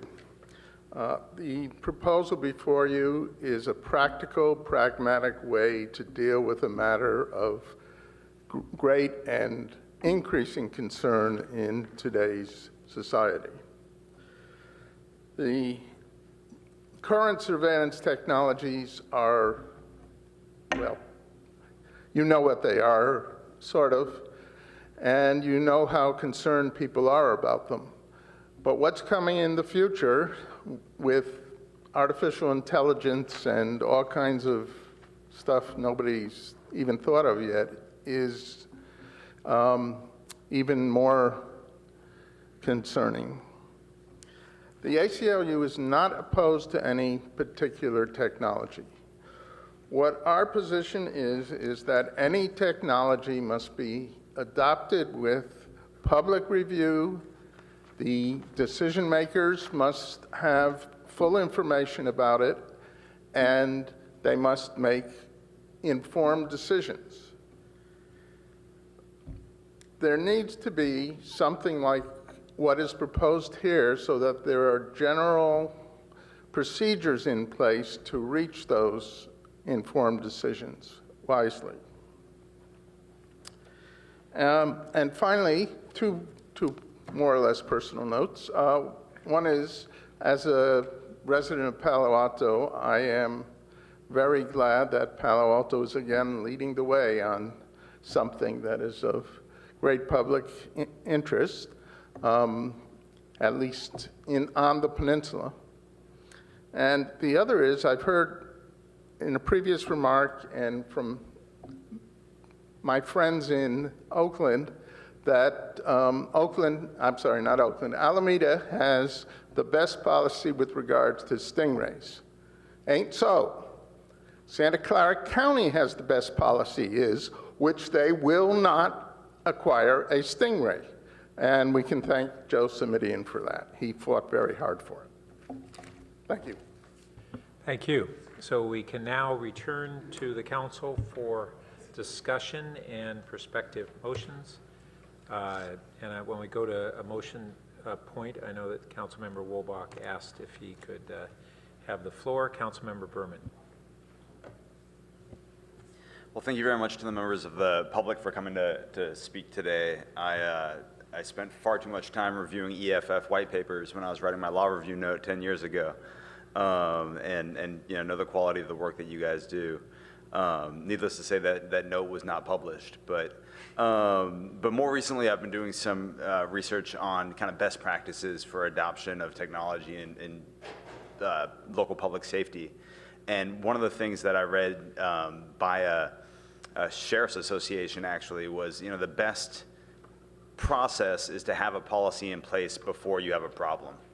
And that drafting these processes, after there's been some public incident often leads to rushed policies and bad results. And so I think we have an opportunity now to, do our best to put the process in place as we adopt, for technology that we currently have, but also as we adopt new technology as it becomes available. And I think that it's important to have that community dialogue and community conversation and bring together, community stakeholders ahead of time to get everybody's input in a kind of logical, thoughtful process, before something goes wrong. I want to commend Councilmember Wolbach for all the work he did. I've been a part of a lot of law review. I'm still on that mind frame. Colleagues' memos. And I think this was one that probably took the longest to actually bring to council.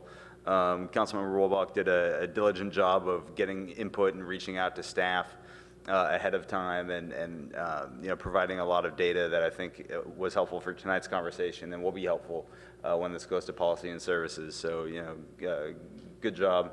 I don't know if this was your first colleagues memo that you took point on. No, well then you're a pro at this. But I think, it's just important, and I'll support kicking this to policy and services so we can have a longer conversation about it there. Thanks. Councilmember Du Bois. Yeah, I just wanted to say thank you to the members of the public for clarifying the issue. When I originally read this memo, my initial reaction was the city's already doing a lot of these things. And I was thinking about it more generally.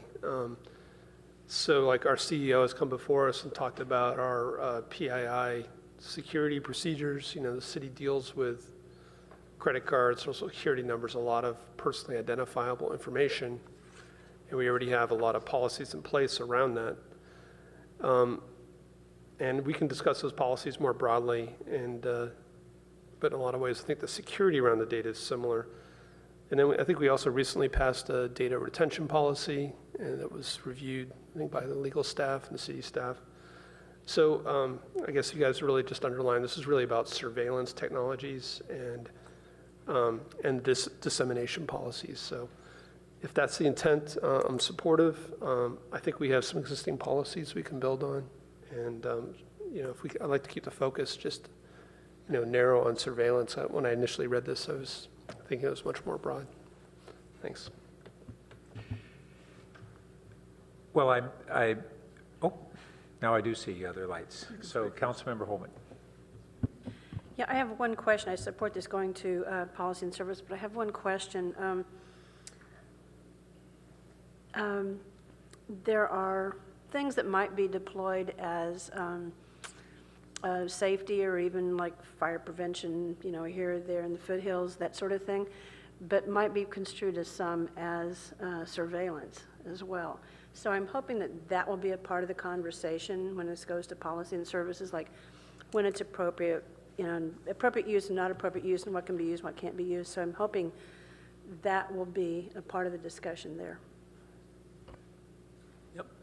No, I would just say that, and I think the report even acknowledges a little bit the existing directive at the staff level to identify any camera technology or anything that we have in the city and to report on that. Is something that I asked for last year for us to make sure that we know the base that we have, because I think as the council knows, I think the nice thing about this policy is this idea of having a more detailed framework in advance. But as you know, anytime we've had any issue, we've actually been publicly discussing with the council. If we've got a pedestrian count or a bike counter at a particular location, we've gone in to talk about the actual technology, the fact that it doesn't, show photos, all of those kinds of things. So I would say this, our culture right now is on the upfront part of any decision point to discuss this publicly with where we are. And I would say for the most part, what we have done is forestalled any deployments from anybody coming in and basically saying, this is Palo Alto, we wouldn't deploy something like this. As you may recall, some of the council members a number of years ago when license plate readers, we were talking about how we might do enforcement. We pretty much had a big discussion about some of the problems with that. And so, we haven't deployed some of those things.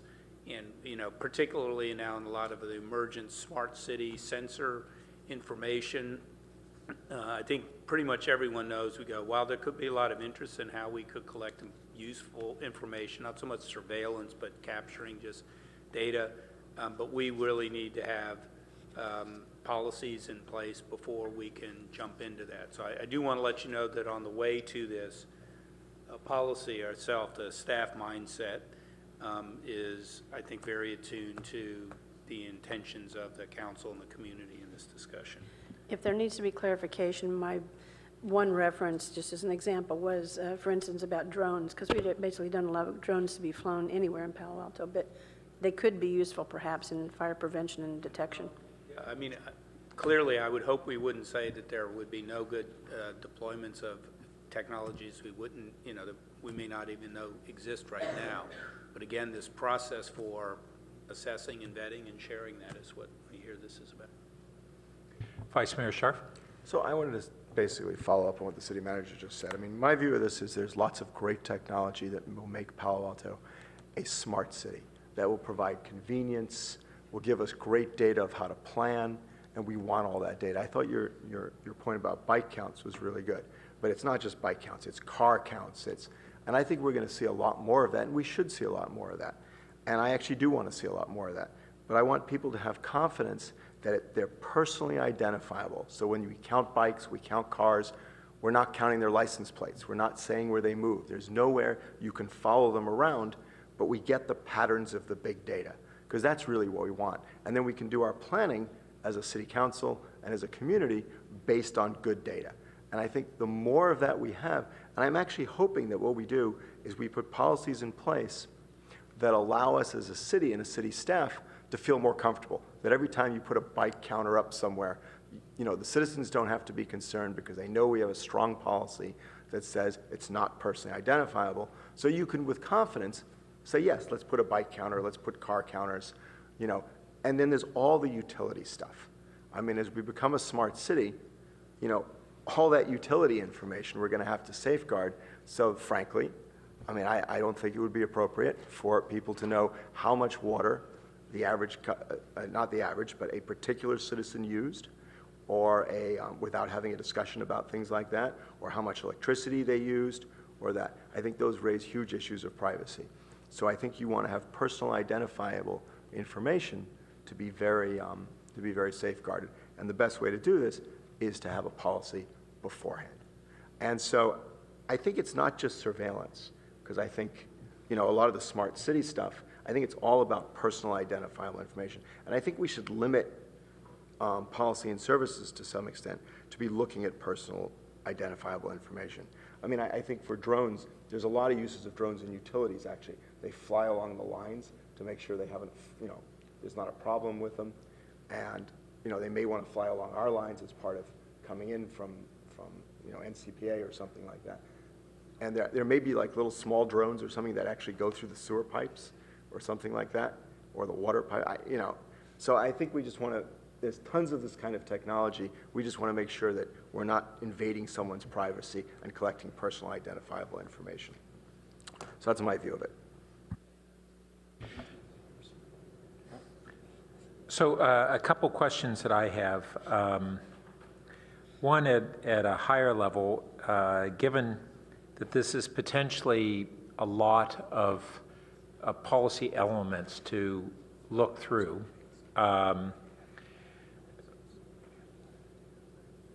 without attempting to answer this question tonight, a question I would have is whether we would want to consider breaking this up into categories of either those aspects that are least complicated or least contentious or most important. And is there a group of them that should be considered and brought back to the council first, and then a second group that maybe would be in a phase two?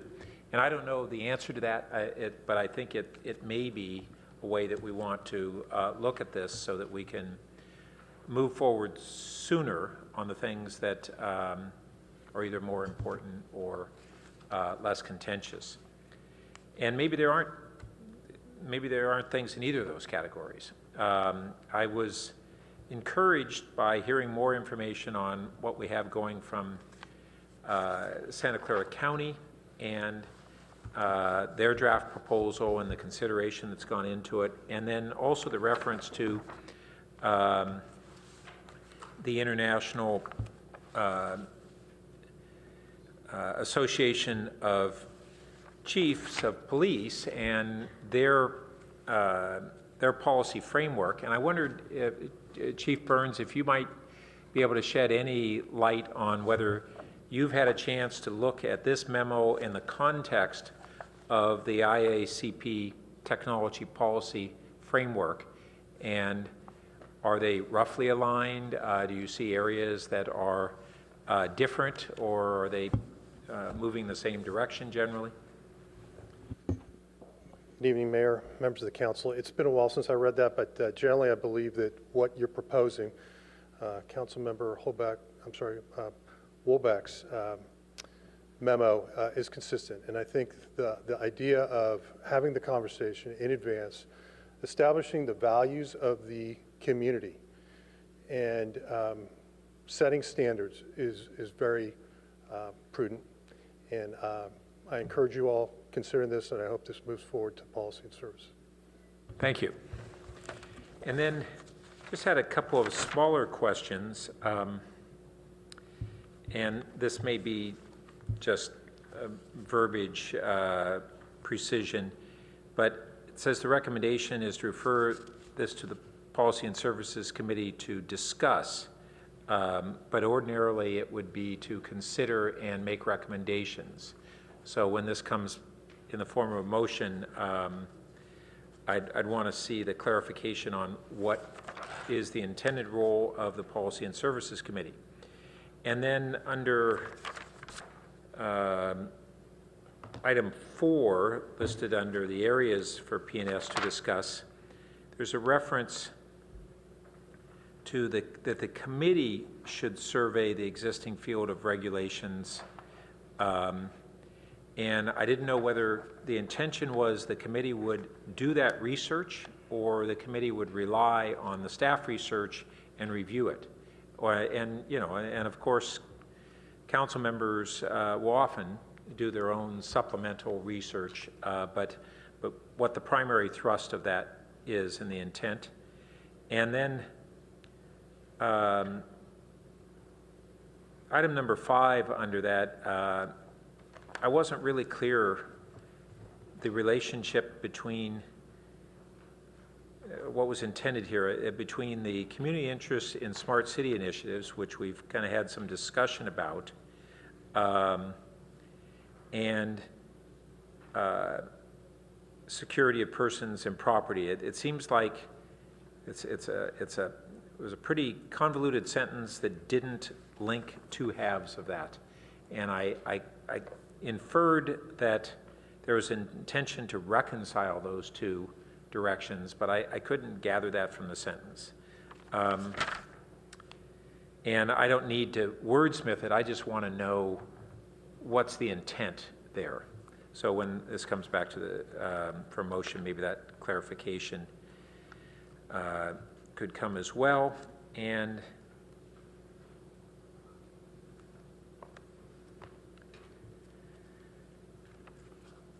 I think that covers the bulk of my questions. I will be interested in understanding how much of this focuses around personally identifiable information and whether that needs to be the principal focus and to clarify that more.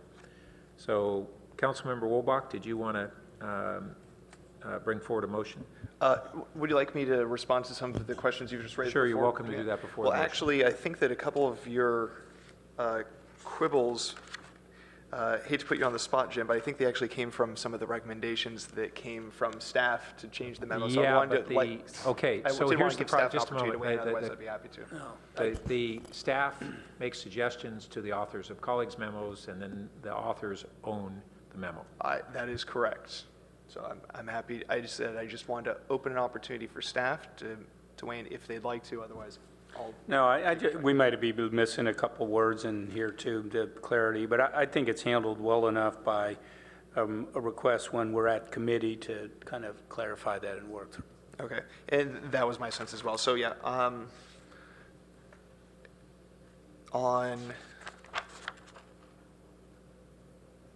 the question of, actually, you know what, I'll just go forward to the motion, and then speaking to the motion, I'll provide it. So I move that we refer this colleague's memo to the Policy and Services Committee to discuss and potentially craft such an ordinance as described in the memo. I'll second that. So could I suggest a revision? Sure. I suggest that Councilmember will move, seconded by Councilmember Scharf, to refer this to the policy members to discuss and potentially make recommendations to council regarding this subject. That's amenable to me. That's Okay. fine.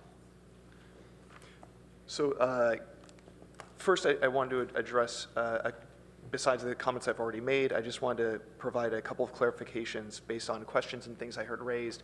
A few members of the public referred to stingrays, but I'm not sure if we had clarification of what those are. They're essentially cell phone tower emulators and allow you to gather a substantial amount of information from somebody's cell phone usage. On the question of whether this can be broken up into things that are less controversial and simpler at first versus more controversial and more complex later, I'd like to leave that question open to Policy and Services as they dig into it, because I don't have an easy answer, but I'm certainly comfortable with the Policy and Services Committee having the discretion to bring forth some recommendations at one point and others at another point as they see appropriate.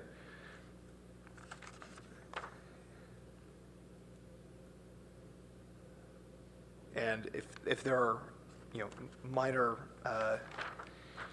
errors or items that lack clarity, I'd be happy to provide that if it's necessary at this point. Otherwise, Mayor's comment about committee review, just clarifying, I think that would be something that the staff would do. I mean, I think. The research, The actually? research. Survey? Yeah, research. I think that is correct, that it would be, the research beyond, any research beyond what's already provided in the attachments to the memo, staff could provide to the committee members.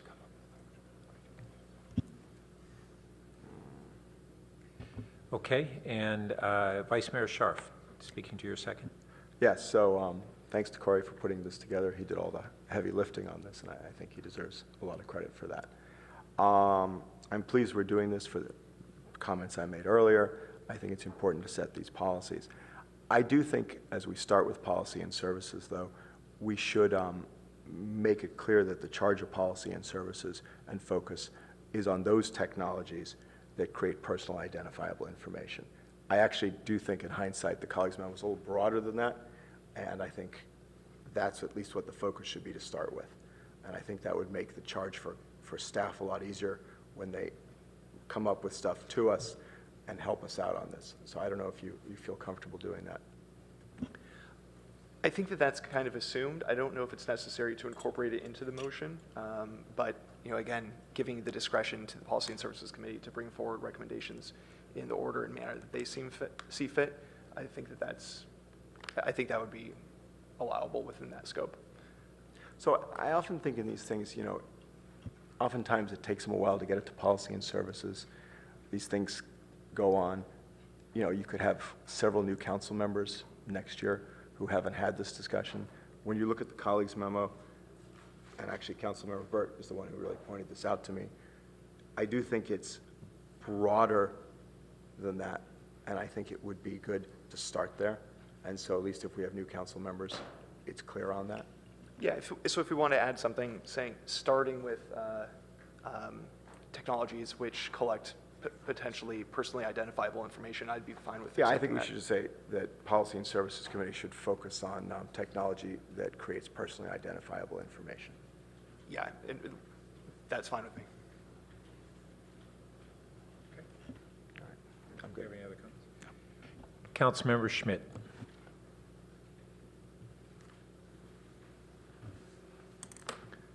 Yeah, I support the motion in general. I think the issue has been clearly stated that technologies are proliferating. The concern about security is showing up at every level of government, starting with constitutional issues, but at the federal level, the state level, the county level, the city level. It's showing up in business, how they conduct themselves. One of the things that I've heard from the public safety over the years is whenever there's an issue in a meeting, the first statement of public safety is, we need trust and support from the residents, from the people. And the first step in building that trust and confidence, the sharing of information, is the fact that people are confident in the way information is gathered and used appropriately. I think of all those levels of government that are dealing with this issue, the cities are the most critical, because there is a place where enforcement takes place. There is a place where the concern of citizens is best met. And I guess I like the city policy on video that's on packet page 250 is a good example of the city looking at the details of how to gather information, what information is gathered, what controls on it, what the processes and procedures are investigating. And what we're adding here is an element that review by people in a public setting about the security and safety of that information. So I'm happy to support the motion. Councilmember Holman? Councilmember Wolbach, did you have some? Go ahead. I just wanted to add something. I was remiss in not being very clear about this earlier, that as the city manager pointed out, the city of Palo Alto has already taken great steps, and I think does have a very strong culture in this regard. So the idea here is really just to institutionalize what's already been a strong culture. And again, my thanks to the city manager, the city attorney, and also our public safety staff for their support of this. All right, please vote on the board. That passes unanimously with Council members Filseth and Nis absent. And thank you to members of the public and to our staff for participating. We have our wrap-up items, intergovernmental legislative affairs, nothing to report, and then council member questions, comments, and announcements. Councilmember Wolbach. So a couple of things on to report on. First, last Thursday, I attended the ABAG General Assembly in Oakland on behalf of the city. This is on April 21st. It was interesting to note that during the breakout session with council members representing mid to large cities from around the Bay, there was essentially one topic for discussion, which was housing. Housing cost, housing supply, housing displacement. Lots of people from other parts of the larger Bay Area region, even as far away as Marin County or eastward, talked about how people who work in Silicon Valley cities like Palo Alto but can't afford to live here find housing in their neighborhoods, causing displacement there and causing further growth pressures and consternation there. Just further evidence that if we don't pull our own weight addressing the regional housing crisis, the problem doesn't just go away. By refusing to address the challenge here, it means that other communities really have to deal with it, and I heard that from a number of other cities. On April 20th, last Wednesday, Joe Simidian, a separate issue, Joe Simidian sponsored a county town hall in the city of Los Altos Hills on short-term bike and pedestrian improvements to Page Mill Road and Highway 280 that I wanted to let you all know about. The options they were considering were very limited. Signalization in the near term at page 280 was not proposed by county staff, and they said that the budget they were working with for the short term wouldn't even accommodate it. Most of the attendees seemed very supportive of adding some kind of signalization, especially if it would only stop car traffic when a pedestrian or biker pressed a button. And also, of course, slowing Page Mill Road speeds would help with safety there. County roads and airport staff, who I think the same staff member who presented to us last year, told me when I asked about the long-term plans, just separately from the near-term discussion, she said that they wouldn't make any major improvements in the long term to the interchange Page Mill and 280 unless Page Mill got widened. And I pressed her on it, and she said, well, a 20% reduction of traffic on Page Mill would suffice, but she didn't seem to recognize that that was actually possible through transportation demand management. When I asked if she had any sense of what Stanford was working on regarding transportation demand management at the research park, she really hadn't. And as she clarified for me, County Roads and Airports Department can add lanes. Bike lane is HOV lanes, but not TDM. When I asked her if basically they can do infrastructure, but not programs, she confirmed. Essentially, County Roads and Airports does hardware. They don't do software. And it's a classic example of if every problem you have is, if all you have in your toolbox is a hammer, every problem looks like a nail. And this is important when looking at the expressway proposals, whether locally or regionally, that have been driven by county roads and airports. Okay, Vice Mayor Scharf. A couple of things. I visited our sister city, Tashura, in Japan, and their mayor sends his greetings to our mayor and wishes us well. They were incredibly hospitable, and I ran their marathon, and there's lots of pictures and that kind of stuff if anyone wants to see it. The second thing is I was at the ABAG MTC Administrative Joint Committee talking about the merger. The committee voted overwhelmingly to consolidate all staff functions of ABAG over at MTC, but have two boards. The MTC board would be the primary board, and ABAG would retain its functions and autonomy and oversight under current statutory policies and would work with the MTC executive director, and there would be no more ABAG executive director. And that seems to be the direction that is moving. Councilmember Holman. A question, is there a published list yet of when the FAA meetings are, the air noise meetings and where they are? Okay, are those on the city's website and I haven't noticed them yet? I don't know if they're on the website. We'll look at how we get the information out. We just got the information last week. Okay. When I got it. Good, thank you. And I'll just mention that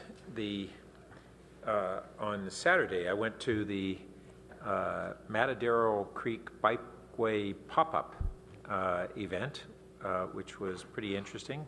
It was basically a one-block length of the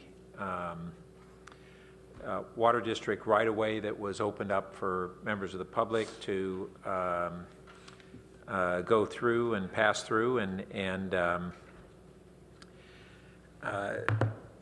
there were maybe over the course of the time as many as a couple hundred people who showed up, and people seemed to be very interested. So I guess we'll be hearing feedback on that in coming months, but it was actually a well-attended event. So, okay, on that note, the meeting's adjourned.